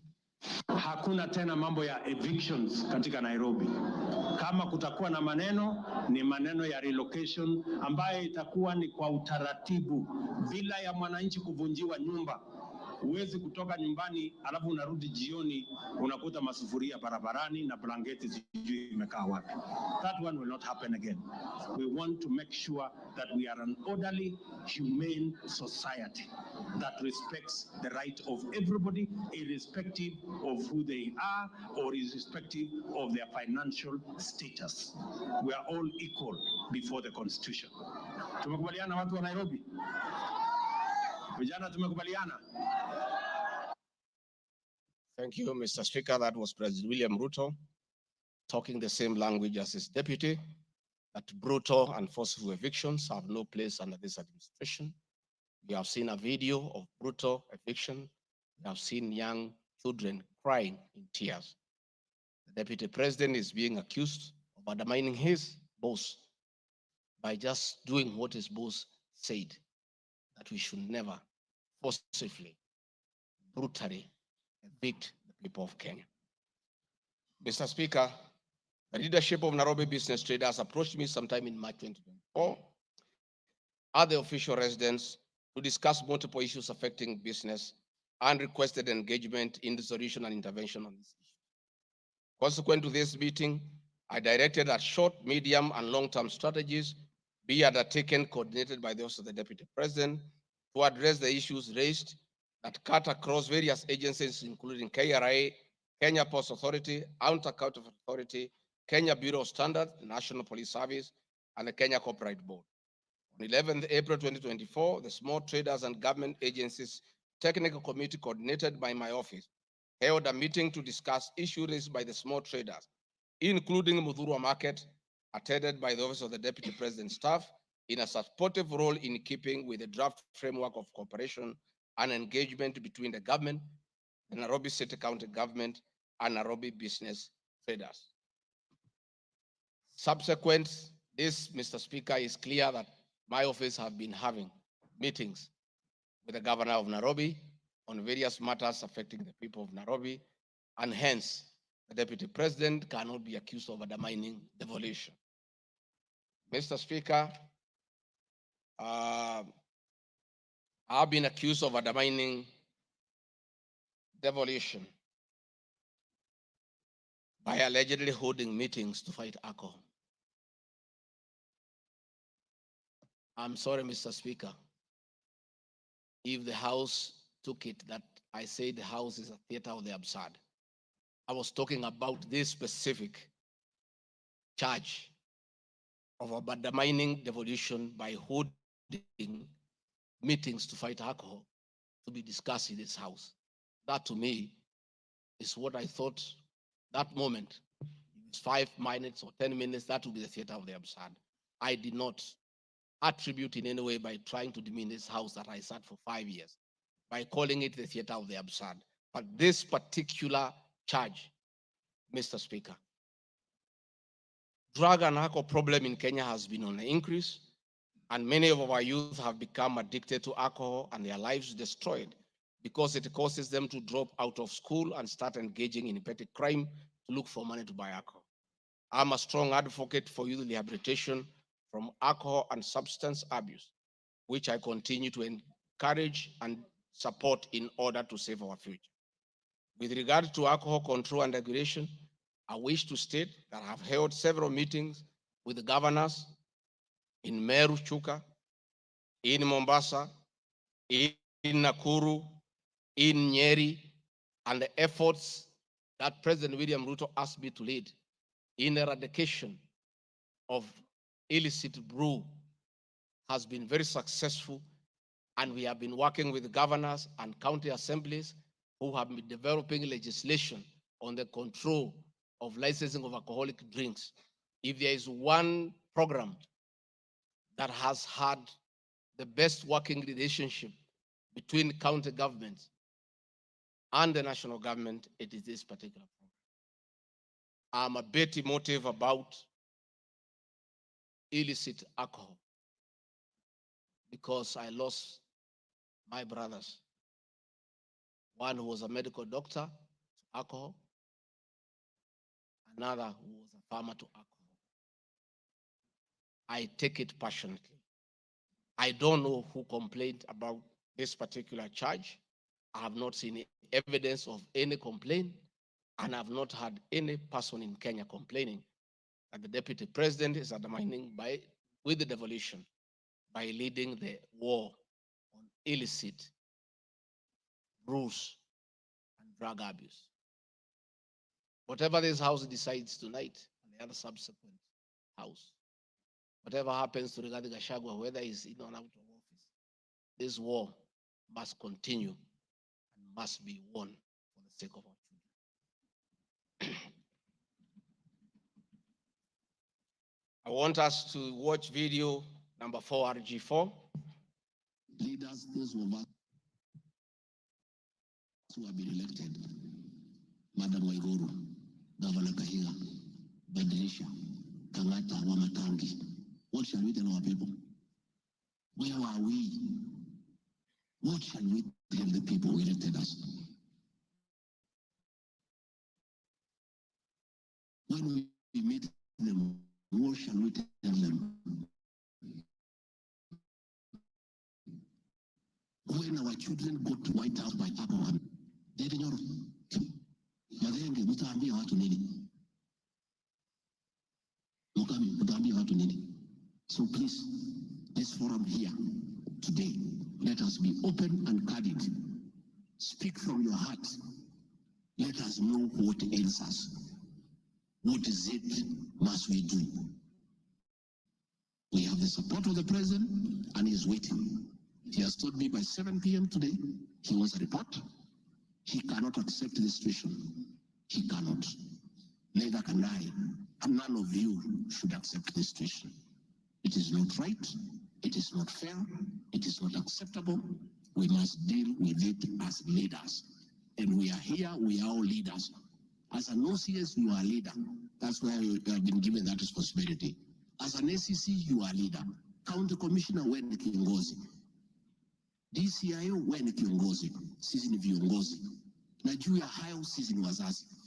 Tafadhalini, tukubaliane, tutafute suluhisho. Na tukipata, twende tufanye kazi. It is possible.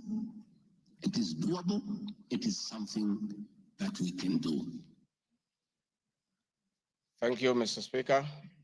It's very clear that the meeting had all governors, members of parliament who are present here today, policemen, everybody, and we are all in agreement that the war must be won.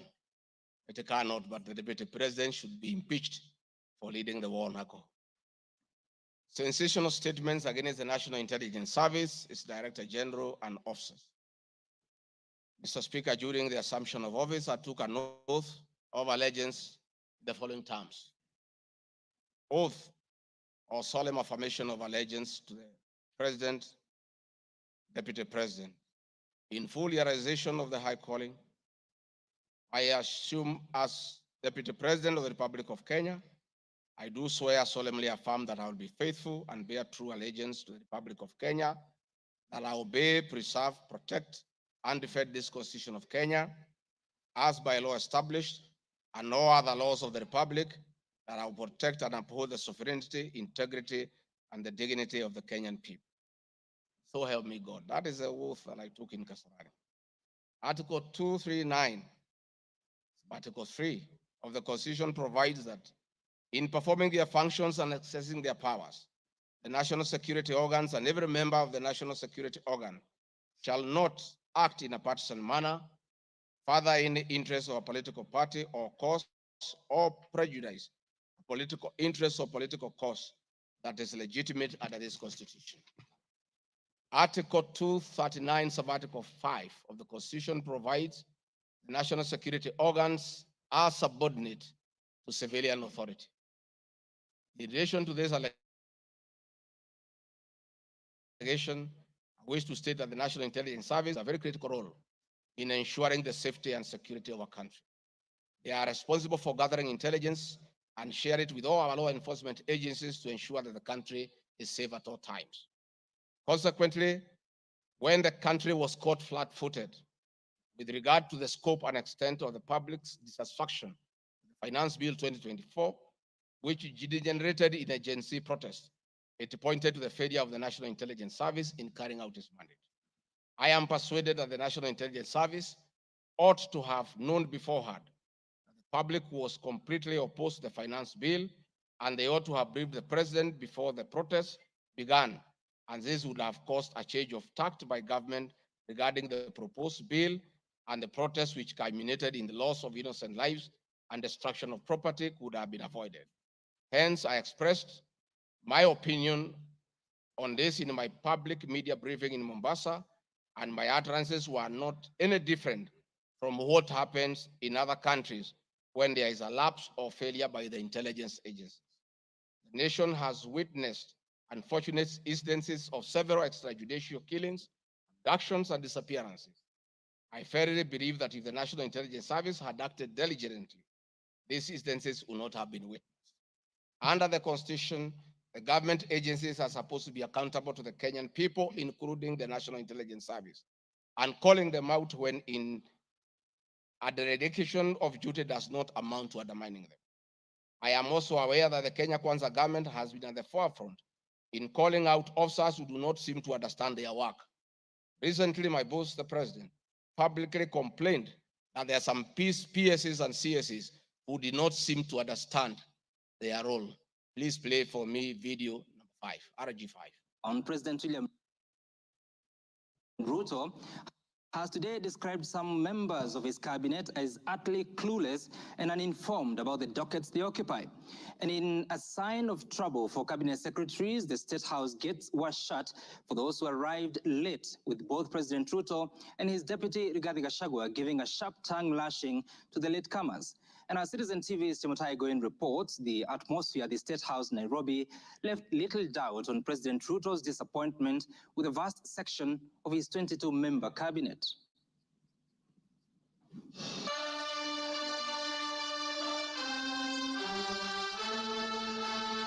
A cold morning in Nairobi, but the seats on the State House grounds came ultra-heated, particularly for cabinet secretaries. The cabinet members came here to sign performance contracts, but the oral appraisal of the day spurred anything between trouble and outright doom. If you cannot keep time with your employer, you have basically dismissed yourself. I mean, it's just as simple as that. So, for those who came late, who are members of the executive, I will be expecting a written explanation, and it should not include matters of traffic. Punctuality was at issue, with some cabinet secretaries being locked out of State House for lateness. And from the podium, the president and his senior lieutenants were unforgiving. Nimeona watu wale wamechelewa, nikaona rais unaniona namjua. Nikaona uso yake nikajua hapa kimeumana. Sababu leo ni siku ya performance contract. Ile siku muhimu sana ya kuja kuweka. Na wewe umefika pale, rais amekaa. Tayari amekaa na ndiye rais wa Jamhuri ya Kenya. Wewe umechelewa ukiwa kuona nani? Who else have you gone to see? One of the things we need to learn in our performance contract is to beat the traffic. For the 19 cabinet secretaries present, the atmosphere at State House progressed from bad to worse as President Ruto and his deputy Rigathi Gachagua issued a blistering assessment of the performance of the cabinet members. Many of you, the people I speak to, don't even know what is going on in your ministries or departments. You have very scanty information. The moment I know more than you in your ministry, then you must begin to understand that something is very wrong. How do you run a ministry or a department or a parastatal if you have no information? That is the highest level of incompetence. Those of us who came with the president from the political space and who are his friends, and we assisted him to become president. Once he gives us a job, that is the termination of that friendship. The friendship with the president will be based on nothing but performance. From travel habits to basic work ethic and even media appearances, it was a brutal ground zero appraisal for the cabinet. Why do you have to honor every invitation that you have been given to every country? Your Excellency, at times we have tried to hold cabinet committees, we can't. 5, 6, 7, 8 ministers out of the country. Some change clothes at the airport from one country to another. That is the truth. Why can't you regulate yourself? If the president was to travel and honor every invitation, he will be out of this country the whole year. You just have to decide what is useful and other things you can leave to our ambassadors out of the country. So when you hear my deputy saying, find time, travel, but travel and see the people who have hired us, you know, go to different parts of Kenya so that you can get feedback from the public. We have done so much as an administration, but the information is not out there. Our ministers are quiet. They are called for TV interviews, they don't show up to say what they have done. And then the media have a few days because nobody talks for government. I would rather we spend more time explaining to the people of Kenya what we have done in our respective dockets as opposed to travel. And if we have to travel, let's travel up country to where our Wananchi are and explain what we are doing. And I remember I called CS Chelugui. I didn't find him, so I called his PS and I found her and I explained to her, I told her, look, the public is not understanding this. Did I call you or not on Sunday? You know, I told you this is what the public is saying. Please do more sensitization on Hustler Fund Phase 2. With a very public expression of disappointment in his cabinet, President Ruto has triggered speculation on changes in government as his administration approaches the end of its first year in office. From punctuality to work ethic and general performance, the proverbial axe could well fall somewhere.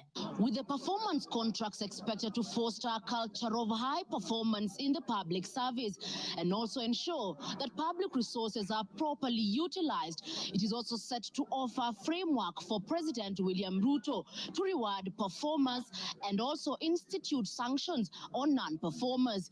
Chamutai Goin, Citizen TV. Mr. Speaker, President William Ruto, my boss, and I have been calling out senior government officials when they fall short of expectations. The Director General of the National Intelligence Service is no exception. He's not above the law. He's accountable to the people of Kenya for his performance. And I have had an argument that we should not call out those in the security sector. I would like you to play the next video. We have the most incompetent Inspector General of Police, I think, in the world. The most incompetent in the whole world.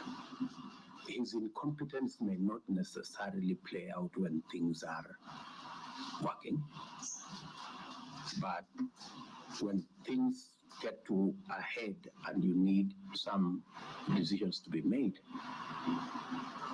I can tell you for sure, the gentleman we have as an IG cannot make any decision. Nataka tumwambie ule mtu wa sinema mingi anaitwa nani ule mtu? ule sijui anaitwa DCI, ule anaitwa nini? Ule mtu anaitwa Kinoti awache ujinga. Huyo bwana Kiboti awache ujinga. Sio kama tunaelewana? Huyo Kinoti hakuna kitu amefanya kwa hii Kenya ya kisiasa. Yeye ni mtu ya sinema. Anaendesha makesi kwa magazeti, anatuandikia barua, sijui barua ya kilomita ngapi. Mr. Kinoti, please save your time. Stop writing to us long letters. Leave matters of elections to IEBC. You have no business in IEBC. You have failed as DCI. We don't want you to fail our elections. Tunaelewana?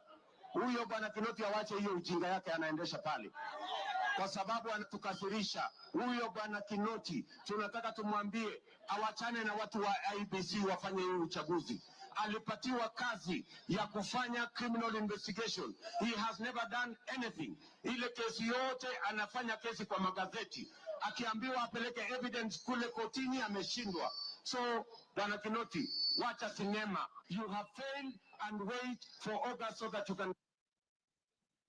Honorable members, that was President William Ruto as Deputy President, criticizing IG Mutiabai, DCI Kinoti.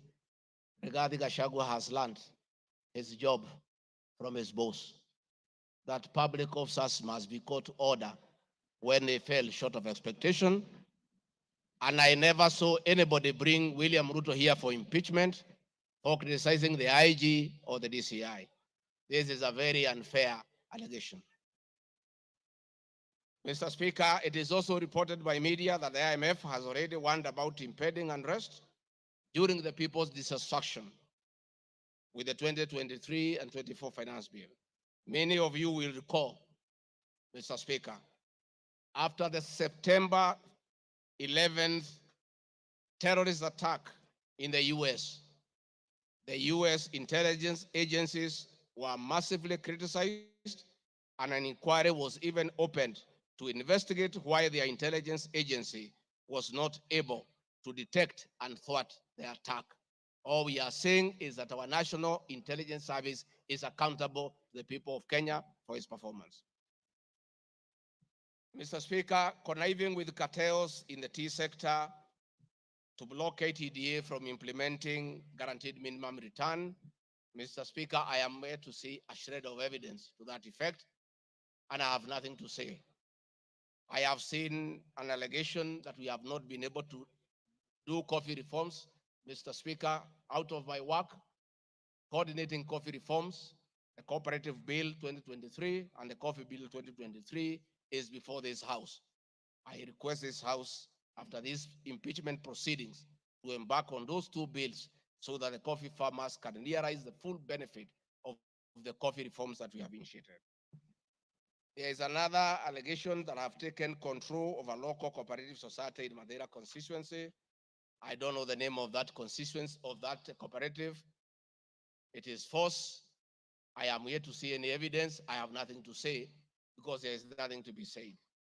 On the issue of shareholding, which I think members are interested in listening to, I listened to you this morning, and it was quite emotive.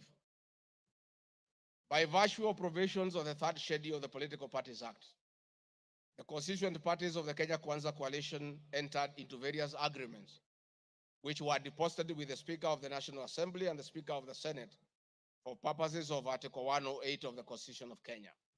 The following were members: UDA, ANC, Ford Kenya, PA, Farmers Party, Chama cha Kazi, Communist Party, Economic Freedom Party, Service Party, Tujibebe wa Kenya Party, Moja na Maendeleo Party of Kenya, and the Democratic Party of Kenya. In accordance with the provision of Clause 3, Schedule 3, a power sharing agreement and development agenda for the certain regions of Kenya, I attach copies of these agreements, RG32. All those agreements talked about specific regions. The leaders who appended their signatures canvassed issues of appointments to do with specific regions. Power sharing agreement between UDA and ANC and for Kenya, for example, say that the UDA would nominate the coalition president, the presidential and deputy presidential candidates that was honored. The president would guarantee the stature, the dignity, and financial and operational autonomy of the office of the deputy president, which I have been insisting on because it's part of the coalition agreement. The ANC would be allocated the position of the prime cabinet secretary, which has happened. Ford Kenya would be allocated the position of the Speaker of the National Assembly. And that is why Honorable Masika Wetangula sits here today. In accordance with Article 2 of the Power Sharing Agreement, ANC at Fort Kenya would have a 30% share is a word, of the national government positions. This drives my utterances about shareholding. It is embedded in all these agreements that are attached here for you to read.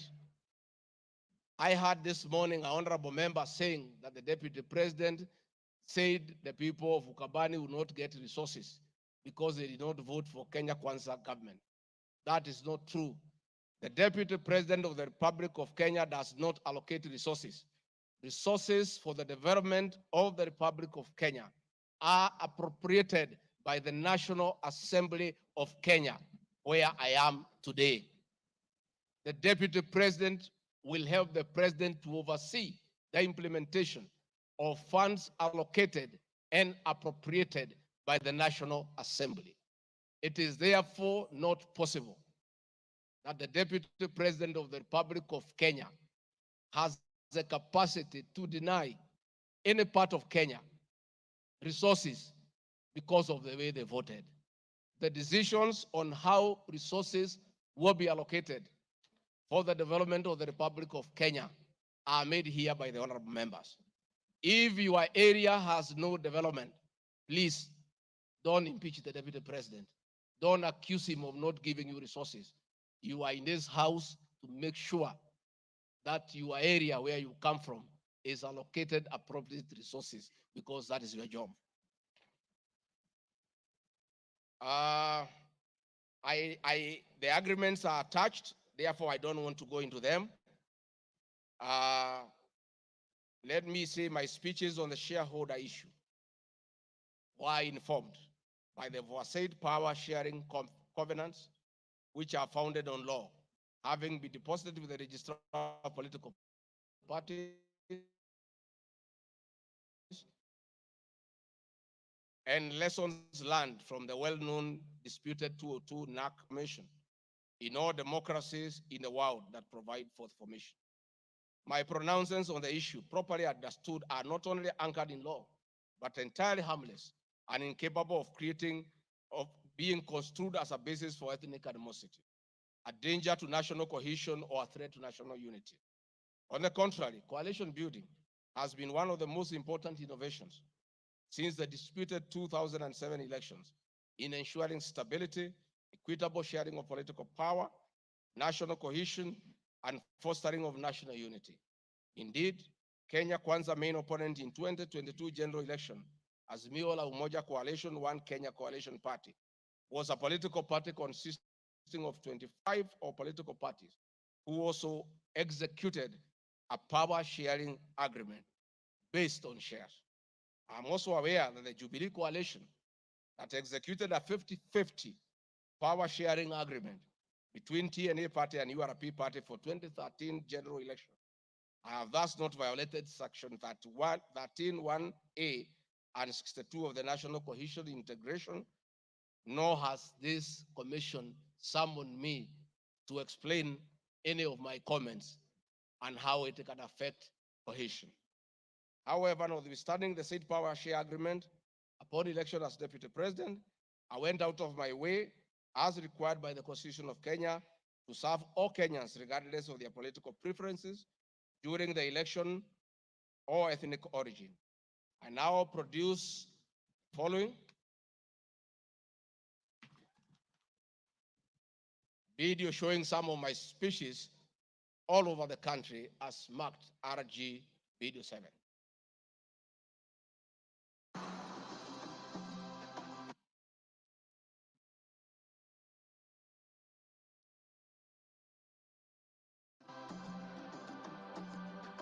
want to confirm to the people of Nyanza that the Ruto administration will serve all Kenyans, those who elected us and those who did not. Kenya hii kila mtu afanyiwe kazi, kwa sababu kila mtu analipa kodi. Mimi si kusema Kenya ni shida, nisema serikali, nisema serikali. Wale wanakusaidia unatakiwa uweke wengi wale na wale walielewa manifesto yako. Mimi nimetembea Kenya, ninasema nilikuwa Mombasa, hii hapana mlima. Mimi nilikuwa Wajir, hii hapana mlima. Nilikuwa Garissa, hii hapana mlima. Nilikuwa Mount Elgon. Nandi nimekuja karibu mara 10. Eldoret nimekuja karibu mara 6. Kericho nimekuja mara 4. Tea conference ya chai tulikuwa na nyinyi mliweka Kericho. For now, kazi yetu ni maendeleo. Tutafanya kazi na viongozi wowote, akiwa wa chama ile, akiwa wa chama hii, we don't care. This is the time to serve the people of Kenya, and we shall work with all elected leaders, irrespective of their political affiliation. Mr. Speaker, copies of documents demonstrating my efforts within the mandate allocated me by the President to address security issues and economic equalization programs and policy in historically marginalized areas is Annex RG33. The decision to embrace the broad-based government following the dissolution of cabinet after the Gen Z protest. I attached my video during the launch of the Honorable Raila Odinga's quest for EU chairmanship at State House, again as a demonstration of my embracing the broad-based government.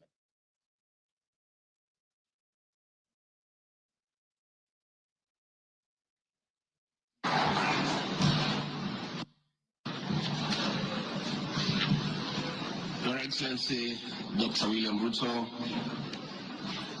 President of the Republic of Kenya and Commander-in-Chief of the Defense Forces, Your Excellencies, Heads of States and Government present, Your Excellencies, Ambassadors and High Commissioners and members of the Diplomatic Corps, Heads of Delegations, Members of Parliament, and all dignitaries present, good morning. Your Excellency, let me say this is a great moment for our country. What a day, what a moment. We are here, Your Excellency, as a country to unveil Kenya's finest to go and lead Africa. It's a proud moment for this country. And I want to say, Your Excellency, the people of Kenya have been united to a man by the candidature of the Right Honorable Raila Odinga to be the chairperson of the African Union Commission. This is a quest that has brought pride to our nation.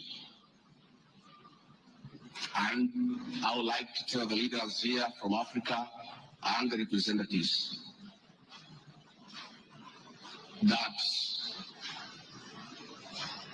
as a country, as we present the Honorable Raila Odinga to be our candidate, it is because Africa, our motherland, deserves the best.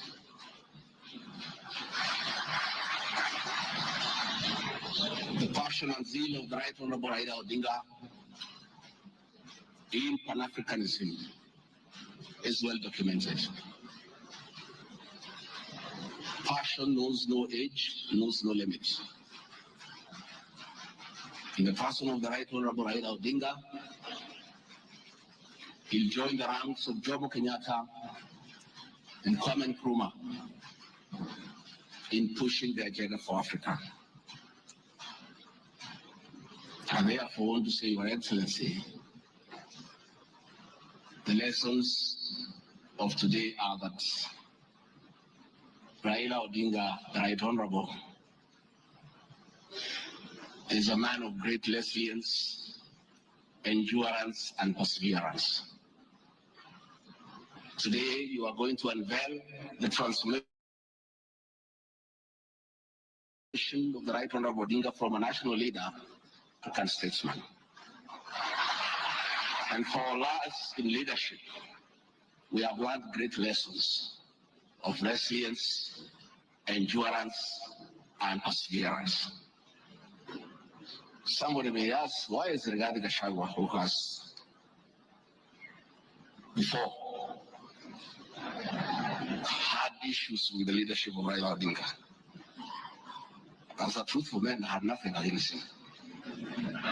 It's only that we were competing for the same position between him and my boss. Now that he is going for a bigger seat in Africa, all of us, from the president, I, and the rest of Kenya, are behind him. And the Right Honorable Raila Odinga, as a man who listens to the ground, let me confirm to you, I've listened to the ground, and all Kenyans across the political divide, across communities, are in support of your candidature, and we wish you well. Before I call Your Excellency, let me acknowledge the place of family, not just in our lives, but in leadership. I think it is a great moment for the Right Honorable Raila Odinga. It's appropriate that I acknowledge on behalf of the country the role Mama Ida Odinga has played in the life of this great son of this land.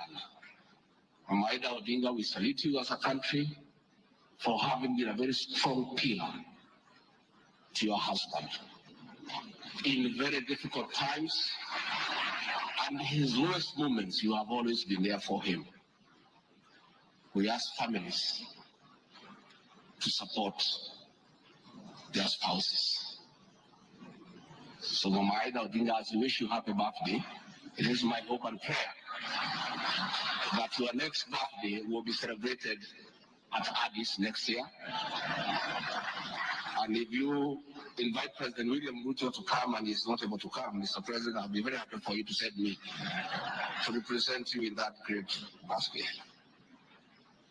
We therefore want to say as a country, it's a great moment. And the Right Honorable Odinga, I have noted with a lot of appreciation, my wife, Pastor Dorcas, who is a very prayerful woman, has been praying for me and the President daily.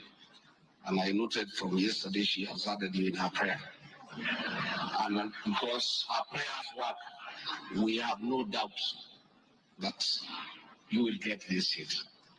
Mr. President, it is now my honor to request you to come and anchor Kenya's finest and embark on a journey of transformation of the Right Honorable Raila Odinga from a national leader to a great African statesman.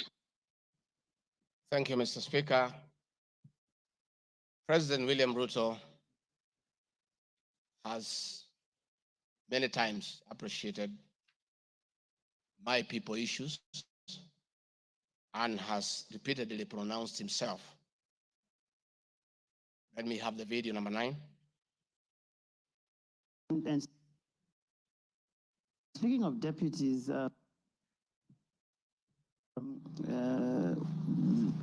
you have in the last few weeks named Mr. Rigathi Gachagua as your deputy. There's been quite a debate, and I'm sure you know that, around running mates in this country. Perhaps this would be a great time to shed light on why you settled on this gentleman. Rigathi Gachagua is somebody I have known. Rigathi Gachagua is a very passionate leader. Rigathi Gachagua is a people's person. He speaks about the things that I speak about. He speaks about ordinary people. He's concerned about matters to do with farmers. He's concerned about the things that are dear to ordinary Kenyans. And the nexus between me and Rigathi Gachagua is the people. He believes in bottom-up the way I do. And that is why I chose Rigathi Gachagua to work with me. Thank you very much. Speaking of deputies... Thank you very much, Mr. Speaker. In addition, and almost in conclusion, I am not the only leader at the national level who has encouraged unity among Kenyans based on shared regional, geographical, and economic and other factors. I have attached several articles. Luya unity is not optional, Moses Wetangula. Ruto puts case for Gema Kalenjin unity. Bijikenda unity in the offing. Masai leaders in unity talks ahead of next year's general election. I have attached those articles so that you understand that regions uniting does not mean they unite against other regions. They unite for common issues, common values, and to strengthen them to join other regions for national unity. Mr. Speaker, the motion dated 26 September 2024, tabled before the National Assembly, makes the generalized claims that I've committed crimes under national laws, Proceeds of Crime and Anti-Money Laundering Act, Penal Code, National Cohesion and Integration Act as anti-corruption and economic crimes. It is on the basis of the claim that it is said that the threshold of impeachment has been met. I'm not aware of any active investigations by any state agency, offenses under the said laws, neither have I been called upon to record any step pertaining to any investigation. Just like any other Kenyan, the Constitution accords me the presumption of innocence in relation to criminal offenses until the contrary is proved in a court of law on a specific standard of evidence. Therefore, in the absence of any active investigations by any investigative agency in Kenya, I do not believe that there can be any serious reason to believe that I've committed any offense. Otherwise, that will be an indictment of the intelligence agencies as well as investigative agencies. Therefore, it is inconceivable that the threshold of the impeachment motion as defined in Article 145 of the Constitution can solely be based on the perception of the mover of the motion in the absence of any other evidence. I heard the mover this morning saying that all we need to do is to believe in him. I believe that cannot be the position. We need actual evidence against the deputy president. The net effect of the impeachment of this basis of allegations of criminal offenses, whose evidence has not been tried and tested in court of law or by bodies mandated to investigate, would be to disqualify me from the possibility of holding public office in relation to Article 99(3) without the benefit of due process of law and exhaustion of the systems of appeal as provided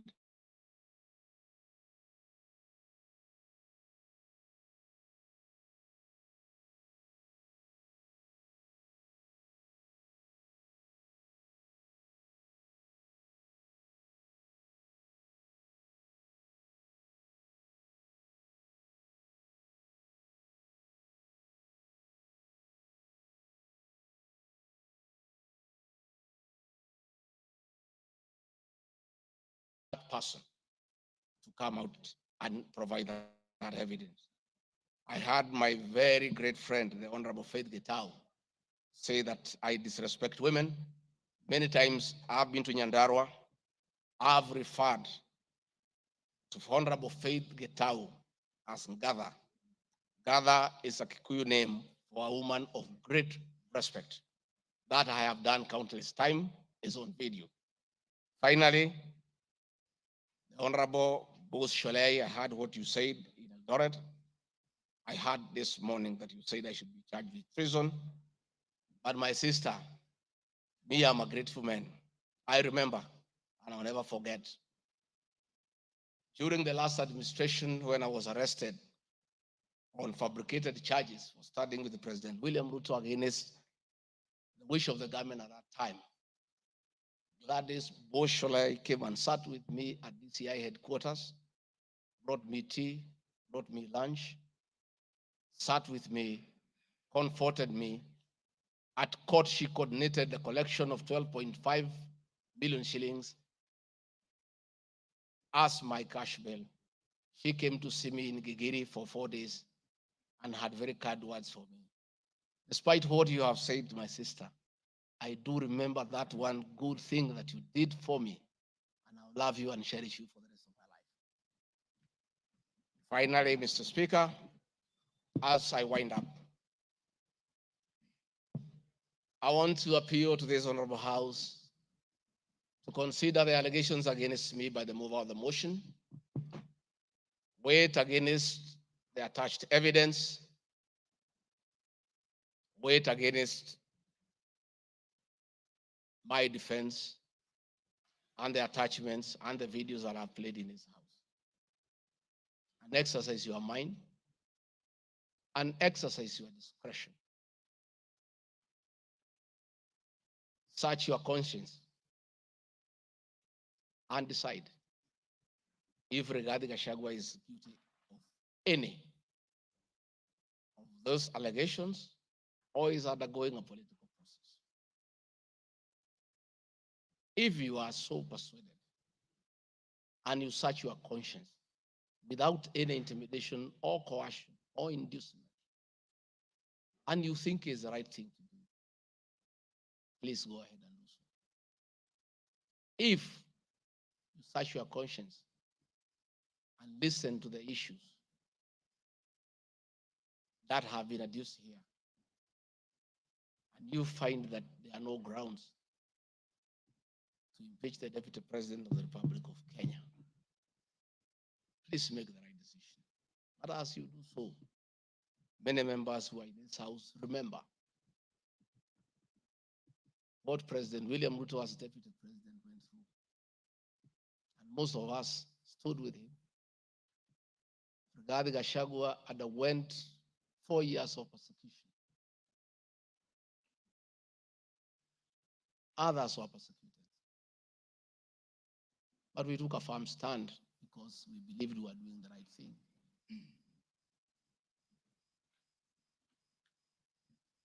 His family underwent humiliation. His friends underwent humiliation. He was a haunted man. And on Inauguration Day, he pronounced himself that freedom is here. Again, under the new administration, the same Rigathi Gachagua, who underwent humiliation and persecution, finds himself in the same space under that administration that he fought for. Try, look, reflect, and apply your conscience and make the right decision. Mr. Speaker of the House, I want to thank you for granting me this opportunity. And my address last night was not in any way meant to disrespect the House. Despite, Mr. Speaker, you having ruled that the matter should not be taken out of the House, it was being discussed in every TV station, in every meeting across Kenya. And Kenyans did not have a chance to also hear my side of the story. So I decided, since the accusations against me were everywhere in the country, the people of Kenya, and most of those who voted for me and President William Ruto, deserved also to hear my side of the story. I have tremendous respect for the National Assembly and your ability and capacity to make the right decision. Mr. Speaker, I want to thank you. Asanteni sana. Thank you very much, Deputy President. Thank you very much, Deputy President. I'm sure your fears that you'll not be heard fairly have been allayed. You've been heard in absolute silence. You've been heard with total decorum from the House. And members, I salute you for the display of your legislative maturity in giving an opportunity to a subject to a motion in the person of the Deputy President to be heard. What is it, Rosa? The proceedings are still going on. Who is praying? Yes, Senior Counsel. These proceedings are still going on. Yes, indeed. Mr. Speaker, this is a House of Record, and I had wanted to rise under Standing Order 65, 67A, and 67B. Two of those points you've already covered, Mr. Speaker. It is important that the record reflects that although the standing orders do not require that we listen to the witness in silence, indeed we did. Secondly, that there was compliance with the Standing Order 67B2 in giving the witness a maximum of 2 hours. But there's a third one, Mr. Speaker, which I think should go on record. Standing Order 67A also requires that the witness be entitled to appear in person or with counsel. I see that the witness has appeared with at least 3 counsel, all of whose names should come on record, so that the record shows that counsel were actually allowed to the chamber. I see my friend Advocate Ongoya, my friend Advocate Njiru, so that there is no incompleteness of the record. I beg, Mr. Speaker. That is a fair comment. Counsel for the Deputy President, without making any unhelpful speeches, just put your names on record. I'm sure you have a team leader. The team leader will introduce himself and introduce his accompanying colleagues. Ongaya. Thank you so much, Mr. Speaker, sir, and thank you so much, honorable members.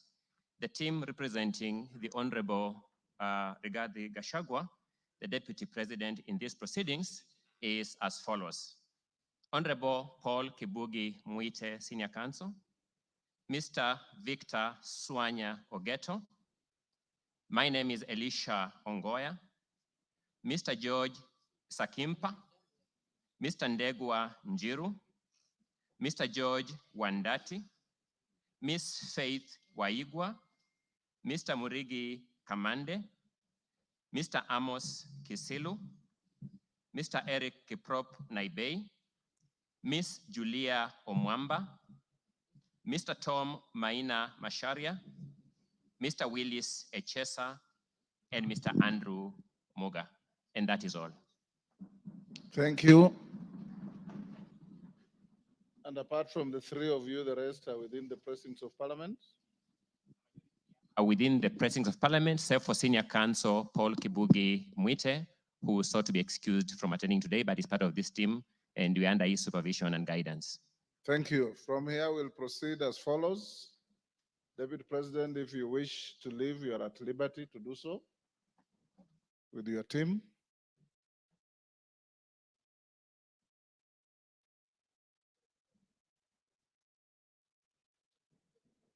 Na mwengi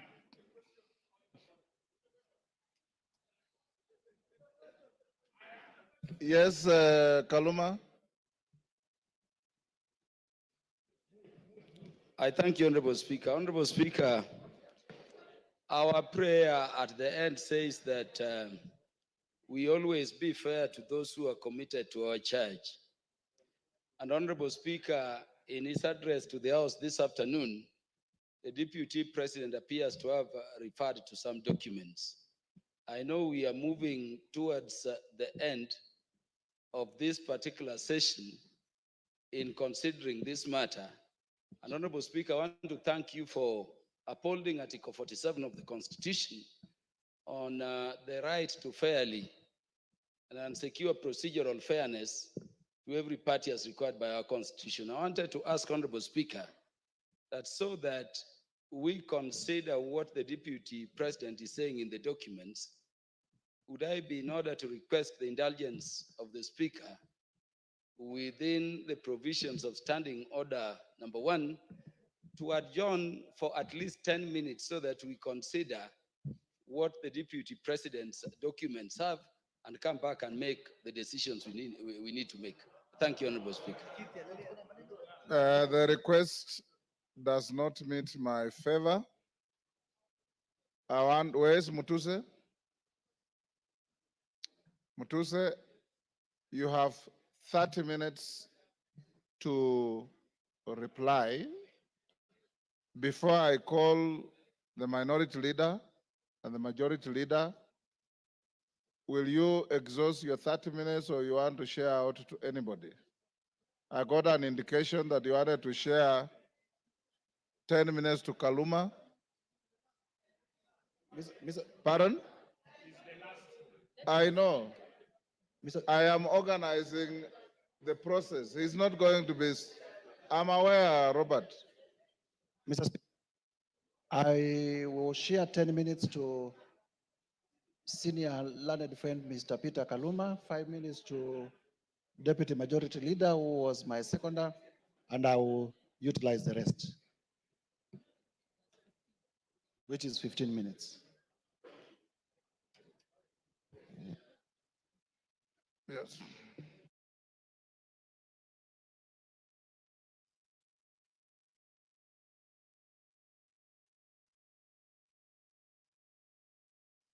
Honorable Mutuse,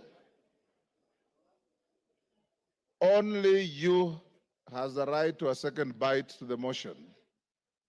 Your seconder has no right to a second bite. So if you have extra minutes, as I call the minority and majority leader, Kaluma will have 10 minutes if you want to donate to anybody else, but not Owen Bayer. Minority leader, now it's your time. You have 15 minutes. Mr. Speaker. Mr. Speaker, thank you for according me this opportunity. From the onset, Honorable Speaker, the minority supports the motion on removal from office by impeachment of Honorable Rigathi Gachagua because, Mr. Speaker, he is unfit to hold office. In Kenya, and yesterday it was clear to all Kenyans to see for themselves the danger this country is in, Mr. Speaker. Mr. Speaker, the impeachment of the Deputy President is not merely a procedural step. Rather, it's a reflection of our commitment to accountability and the rule of law in this country, Mr. Speaker. Honorable Speaker, the integrity of government and the stability of our nation is at stake, Mr. Speaker, as we speak this afternoon in this house, this evening, Mr. Speaker. Honorable Speaker, national security is at stake. Honorable Speaker, the economy is at stake. Honorable Speaker, the DP, since he assumed office, we have witnessed nothing but abuse of power, discrimination against communities, insubordination, disregard for the two levels of government, corruption, bullying, and many other actions that undermine the rule of law, Mr. Speaker, as well as actions that are unethical, illegal, and that severely breach public trust as contained in the motion by Honorable Mwenge Mutuse, Mr. Speaker. Honorable Speaker, in supporting the removal of the Deputy President from office, we are rejecting the invitation by Honorable Rigathi Gachagua to accept, Mr. Speaker, skilled resource allocation and the exploitation and domination of minorities as fait accompli in Kenya, Mr. Speaker. Mr. Speaker, before I move forward, or before I go on with what I wanted to say on the motion, Mr. Speaker, I would like to take this chance first to respond to some of the issues that he has raised in the House a few minutes ago, or his responses, Mr. Speaker. In the first place, his response has come very late in the day to the House, Mr. Speaker. He tabled his response at 4 p.m. in the evening today, Mr. Speaker, and he should have done it either yesterday evening or this morning, Mr. Speaker, so that the House can get enough time to peruse what he has said, Mr. Speaker. Mr. Speaker, one of the grounds that is being accused of Mr. Rigathi Gachagua for impeachment, Mr. Speaker, is the issue of what he calls shareholding, Mr. Speaker. He has said Kenya is a company with shareholding. But in his response, he comes here and tells the House that he did not mean that. What he meant is that he was talking about political parties, Mr. Speaker, and listed the political parties that have formed coalitions within Kenya Kwanza, Mr. Speaker, including Ford Kenya, ANC, PA, and all other parties that have formed what is called the Kenya Kwanza coalition, Mr. Speaker. Mr. Speaker, I want to contradict what he's saying, what he said by saying that political parties are national in nature. Ford Kenya is a national party. ANC is a national party. All the political parties that formed a coalition with Kenya Kwanza are political parties that are of national, Mr. Speaker. Mr. Speaker, in this country, under the Constitution, you are not allowed to form a tribal party. You're not allowed to form a religious political party, Mr. Speaker. You are not allowed to form a Mulima political party, Mr. Speaker. That is very clear in the Constitution, Mr. Speaker. And if the Deputy President is not aware of that, I can read out for him, Mr. Speaker. Under Article, Mr. Speaker, 91, every political party shall have national character as prescribed by an act of parliament, have democratically elected governing body, Mr. Speaker.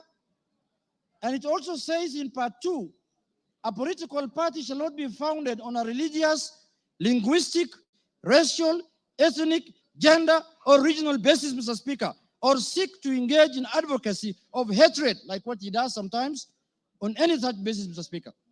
Mr. Speaker, you cannot equate political parties to what the Deputy President has been propagating for the last 2 years in this country, Mr. Speaker.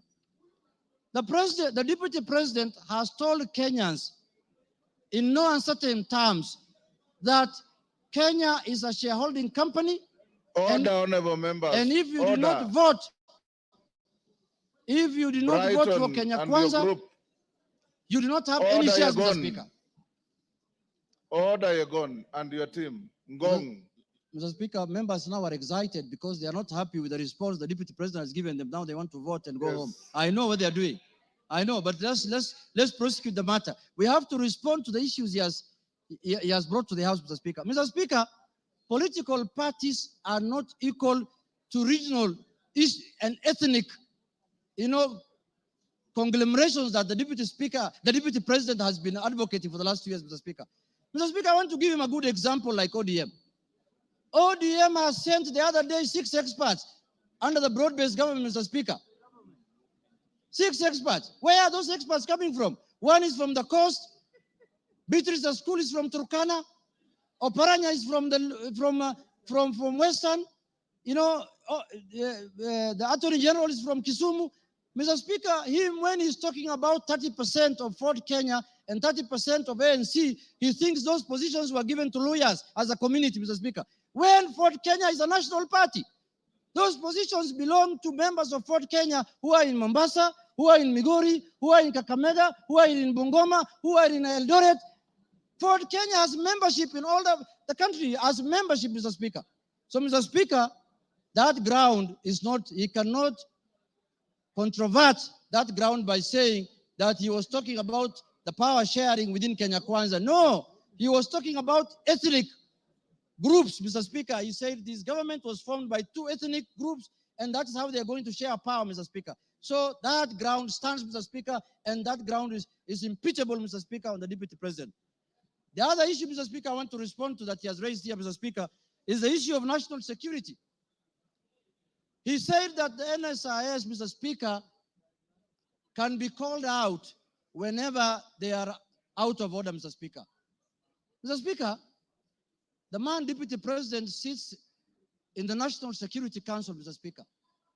He doesn't need to call out any government organ in the streets, Mr. Speaker, like the people who do their things in the street, Mr. Speaker. He's a man who sits in every governance organ of this country, Mr. Speaker. All organs of government, all governing organs are also oversighted by committee of this House, Mr. Speaker. What happens, Mr. Speaker, in this country if every member of parliament goes out there castigating governing bodies and constitutionally created bodies of governance, Mr. Speaker? We are going to have anarchy in this country. Mr. Speaker, I'm not convinced that he has answered in any way that question as to why he was castigating bodies like the NSIS and the police out there when he's the Deputy President of the Republic of Kenya. On that ground, Mr. Speaker, I feel he's impeachable on that, Mr. Speaker. He has not given us any sufficient answer to that question, Mr. Speaker. Mr. Speaker, the issue of Justice Maina. He said that he was not attacking her because of the judgment she rendered against him, Mr. Speaker. And he said that he had filed a petition with the Judicial Service Commission, Mr. Speaker. He who wants equity must come with clean hands. You cannot castigate a judge in the rallies, in burials, and then you want JSC to listen to you. You can't have both ways. If he wanted JSC to deal with that matter, if he was unhappy with the way the judge has handled his case, Mr. Speaker, he should not have castigated her in a burial, Mr. Speaker. He should not have talked about her in a very demeaning manner, Mr. Speaker. He should have kept his cool and filed his petition with the Judicial Service Commission, Mr. Speaker. On that account, Mr. Speaker, he has failed the leadership and integrity, Mr. Speaker, under the Integrity Act, Mr. Speaker, and on that account, he's impeachable, Mr. Speaker. My last point, Mr. Speaker, is the issue of the renovation of his house in Karen, or the official residence of the Deputy President Karen, Mr. Speaker. You remember the Deputy President, when he was assuming office, when he was taking oath of office at Kasarani, Mr. Speaker, the way he lectured us, the way he told us that they have inherited empty coffers, Mr. Speaker. There is no money in this country.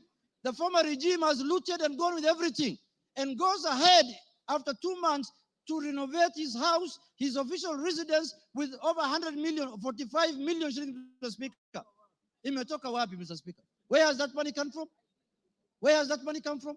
He has not convinced us in any way how that money was spent, how those companies were paid, and on that account, Mr. Speaker, because of misuse of public resources, he is impeachable on that account also, Mr. Speaker.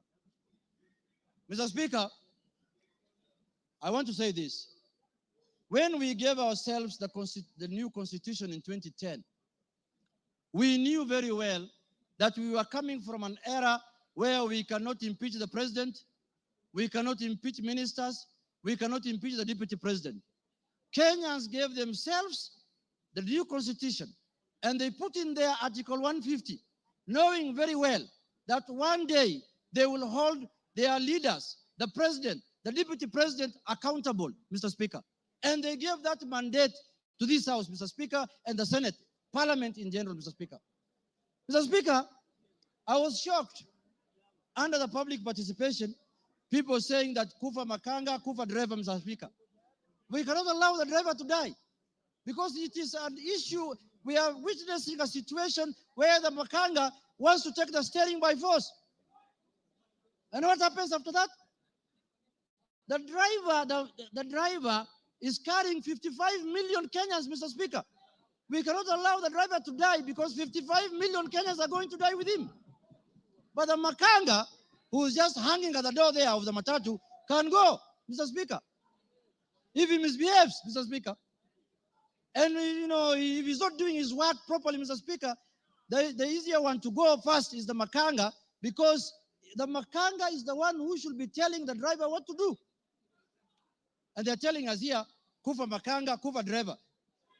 The petition of the driver is not with us in this parliament. The petition we have, the motion we have before us today is the motion of the Makanga. And we are going to deal with him perpendicularly and thoroughly, Mr. Speaker, this afternoon. Mr. Speaker, I want to tell the House that us, the people of the minority, the Azimio people, Mr. Speaker, we have lived like orphans in this country for the last 2 years. Why do I say so? Mr. Speaker, we are taxpayers. Some of the places that contribute to the highest taxes in this country are areas that are dominated by Azimio people. And then somebody comes here and tells me, you are not a shareholder, you're not going to get services, you're not going to get development. What the hell is that? What the hell is that? Does the taxes that are paid by the Azimio people count for nothing, Mr. Speaker? And it is coming from the high office of the Deputy President of the Republic of Kenya, Mr. Speaker. Mr. Speaker, this is the time we are going to correct this thing so that it never happens again, so that we don't have another Deputy President who comes later. Because when we impeach this one, another one is going to be appointed. This is a lesson to the next one, that if you misbehave, we will just take you through this Mr. Speaker. Mr. Speaker, I want to conclude by saying this. let us not personalize offices. We don't have any ill will. We don't have any bad faith. We don't have anything that we are holding against the persona of Geoffrey Rigathi Gachagua, Mr. Speaker. We are dealing with the office of the Deputy President currently occupied by one Geoffrey Rigathi Gachagua, Mr. Speaker. The office holder. And let us not personalize.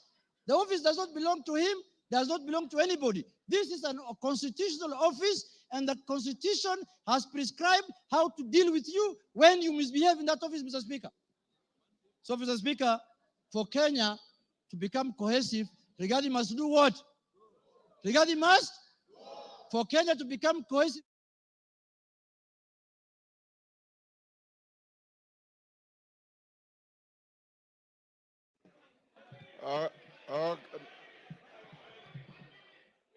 Okay, give him 1 minute.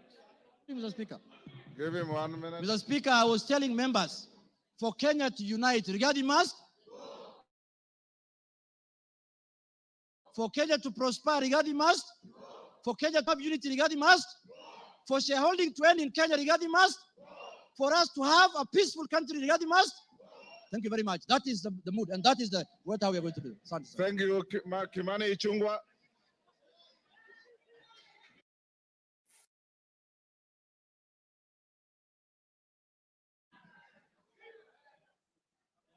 Honorable Speaker, thank you for this opportunity.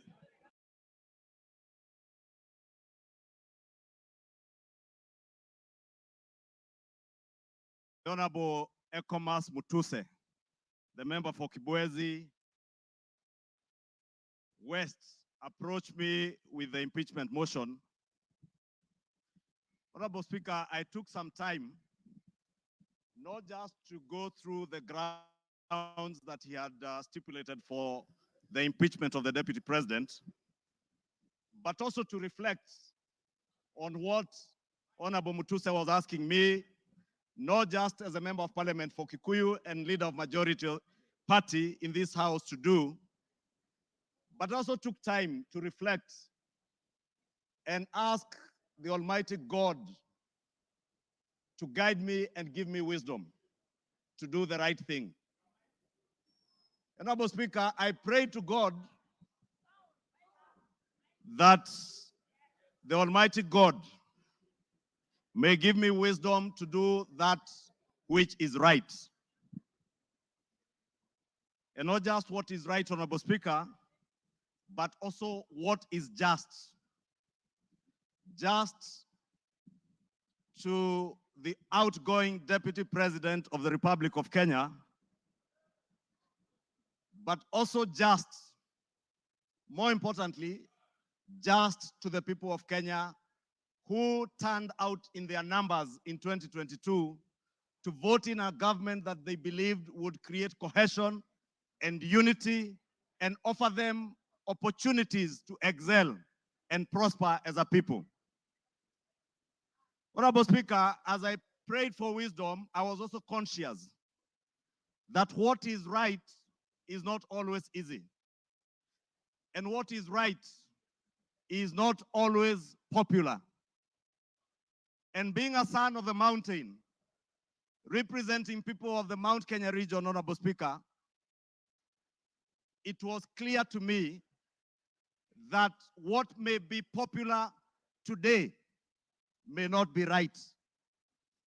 And that is why I asked God to give me the wisdom to do that what is right, Honorable Speaker. And I am here today to do what is right for the people of Kenya. I am here to do what is right, not just for the people of Mount Kenya. I am here to do what is right for the greater good of the Republic of Kenya, Honorable Speaker. And that is why I rise to support this impeachment motion, Honorable Speaker. Honorable Speaker, having listened to Honorable Mutuse and all the grounds, and having looked at the Constitution, Honorable Speaker, and I would beg for us to look at Article 150 on the removal of a Deputy President, the reasons as to why you may remove a Deputy President from office. The first one is on the ground of physical or mental incapacity to perform the functions of that office. We have no capacity to determine the physical and mental capacity of the Deputy President, Rigathi Gachagua. But on impeachment as a second ground, the first ground is on the ground of a gross violation of a provision of this constitution or any other law. The question that begs is whether one Rigathi Geoffrey Gachagua has contravened or has grossly violated one provision of our constitution. And I think the Honorable Ekomas Mutuse was able to demonstrate this morning that Rigathi Gachagua has violated not one, but over 8 provisions of our constitution, which I agree with the Honorable Mutuse. And for that reason, Rigathi Gachagua ought and must be impeached today. The second ground, Honorable Speaker, is where there are serious reasons. And Senior Counsel Otiende Amolo went to great length this morning to explain what serious, when you believe there are serious reasons that the Deputy President has committed a crime under national or international law. Honorable Speaker, behind the veneer of humility that you have seen here this evening, behind the veneer of humility that Kenyans saw on national TVs on Sunday, pretending to apologize, is a dark face of violence, is a dark face, Honorable Speaker, that is a great danger to our nationhood, a great danger to the unity of our republic, Honorable Speaker, a danger to the cohesive existence of our nation as we see it today, Honorable Speaker. On the first ground, Honorable Speaker, on the remark of Serikali ni kampuni, it pains me, Honorable Speaker, as I say, not just as leader of majority, but as a member of parliament of Kikuyu constituency, and also as a son of the mountain, where I come from. That, Honorable Speaker, today, the community I come from is being depicted as a community that is entitled and privileged. We are a community, Honorable Speaker, that has love for other Kenyans and other communities in our republic. We are a community that is known for our hard work and resilience, not for entitlement. We are a community that is peace-loving and that believes in the unity of one indivisible nation and Republic of Kenya. Rigathi Gachagua does not believe in an indivisible country. He believes in parochial, selfish, regional, and sectarian interests. And for that reason, Honorable Speaker, we ought and we should impeach the Honorable Rigathi Gachagua.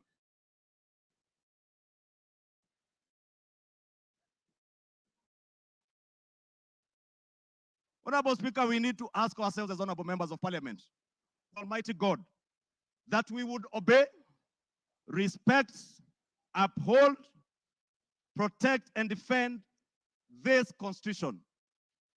And today, Honorable Speaker, what we are being asked to do is to recall those words of the oath of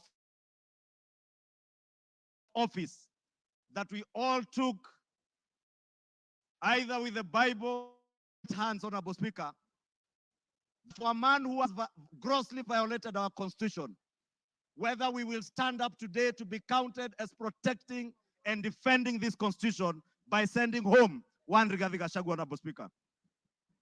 I want to say I rise to the occasion today to do what is right and to reaffirm that oath that I took with the Bible in my right hand, to obey, to defend, and to protect this constitution that we call upon all of you, honorable members, to defend this constitution.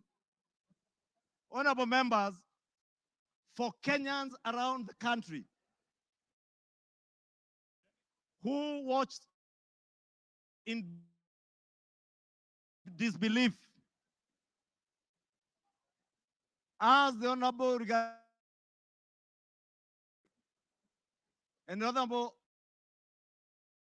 Otiende Amolo told us this morning, If you spend 2 hours, 2 hours, you are definitely corrupt. The deputy president with his legal team submitted their defense late at 4 p.m. this afternoon, imagining that we will not have the time to go through this voluminous document.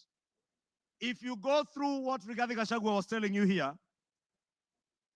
on Olive Garden Hotel, he claims that this hotel was sold by executors to a third party. Honorable Speaker, if you peruse through the documents, the third party that is said to have bought this hotel, Honorable Speaker, and allow me, Honorable Speaker, first to tell you that the joint executors of the will of the late Governor Nderitu Gachagua were Rigathi Gachagua, Advocate Njoroge Regeru, and one Mr. Mwai, who was said to have been his great friend, Mwai Madenge. Honorable Speaker, if you read the report filed in court by the joint will executors, filed on the 27th of June this year, it says in the report that the joint will executors will make decisions independently of the beneficiaries and without influence from any beneficiary, except for one who is both. The joint will executors does not have the same attributes and mandates as for trustees, where beneficiaries would play a part assisting in decision making. What this is saying, Honorable Speaker, a document filed in court, is that Rigathi Gachagua, as a joint will execute of his late brother, he was not only a joint will executor, he was also a beneficiary, and he was also a purchaser for value of the estate of his late brother. Olive Gardens is said to have been sold to one gentleman that many of us know. The Honorable Gishimu Githinji, the member for Gishugu, will tell you that the gentleman who is listed here as a purchaser for value for Olive Gardens, one Peterson Jomo Mushira, was a candidate in Gishugu constituency. He is a direct proxy of one Rigathi Geoffrey Gachagua.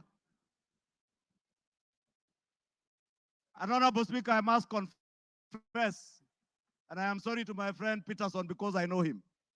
I just called him this afternoon when I saw this document. And I asked him whether TM Civil Engineering Limited is his company, and he confirmed to me it is indeed his company. I therefore want to tell you Olive Gardens was purchased through the proxy of Peterson Jomo Mushira with 0 shares and TM Civil Engineering Limited with 6,000 shares. Those who have visited the Annex House, the office of the Deputy President, know this Jomo is a permanent fixture in the office of the Deputy President, and therefore his direct proxy. Honorable Speaker, we also told, Honorable Speaker, Rigathi, who are listed on the CR12 of the documents that were tabled this afternoon by Rigathi, are shareholders of Vipingo Beach Resort. That this property is still owned by the family and therefore is still part of the Gachagua. His sons were not joint will executors of the estate of Nderitu Gachagua. And the owners who are listed on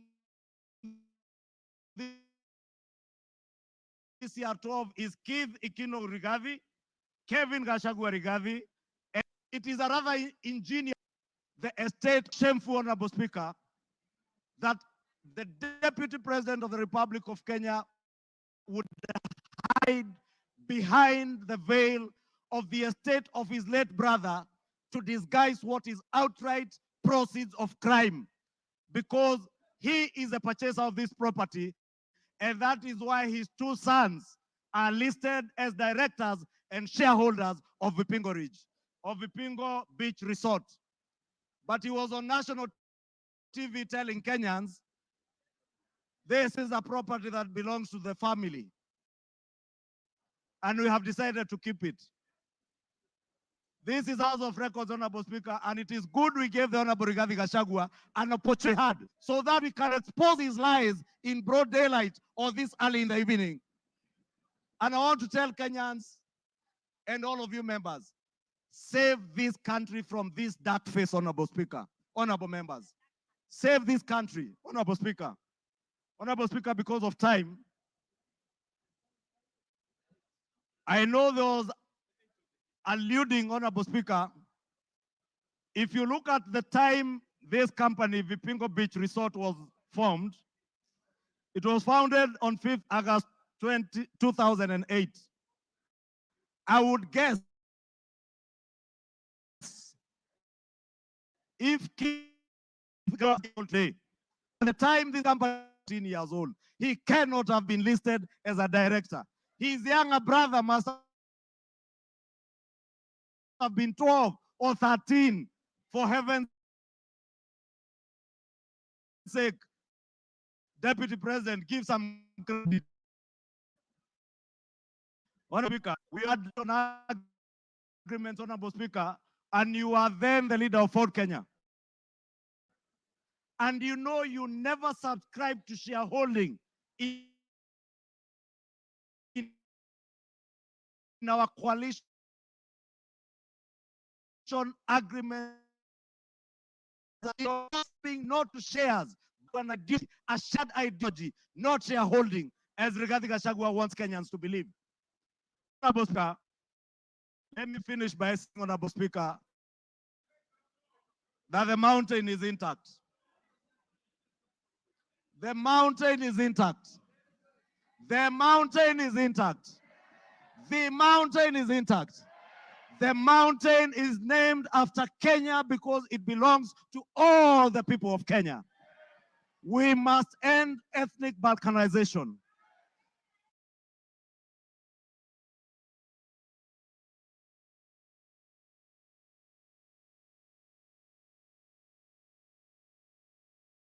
Give him another 2-3 minutes. Honorable Speaker, I was saying to conclude, to end the balkanization of our country into ethnic fiefdoms under the control of warlords, we must send Rigathi Gachagua home today. To end divisive politics in our country, Rigathi must. To end the culture of impunity, conflict of interest, abuse of office, state capture, and corruption in high office, Rigathi must. For accountability, for there to be integrity in the political governance of our country, Rigathi Gachagua must. For leaders in high office to bear policy and political responsibility, Rigathi Gachagua must. For national unity, for the fight against graft to bear fruit, for peace and prosperity of our nation as one indivisible whole, one nation under one flag, one people who love their country, who love peace, who want to see a cohesive and working government serving them. Rigathi must. Rigathi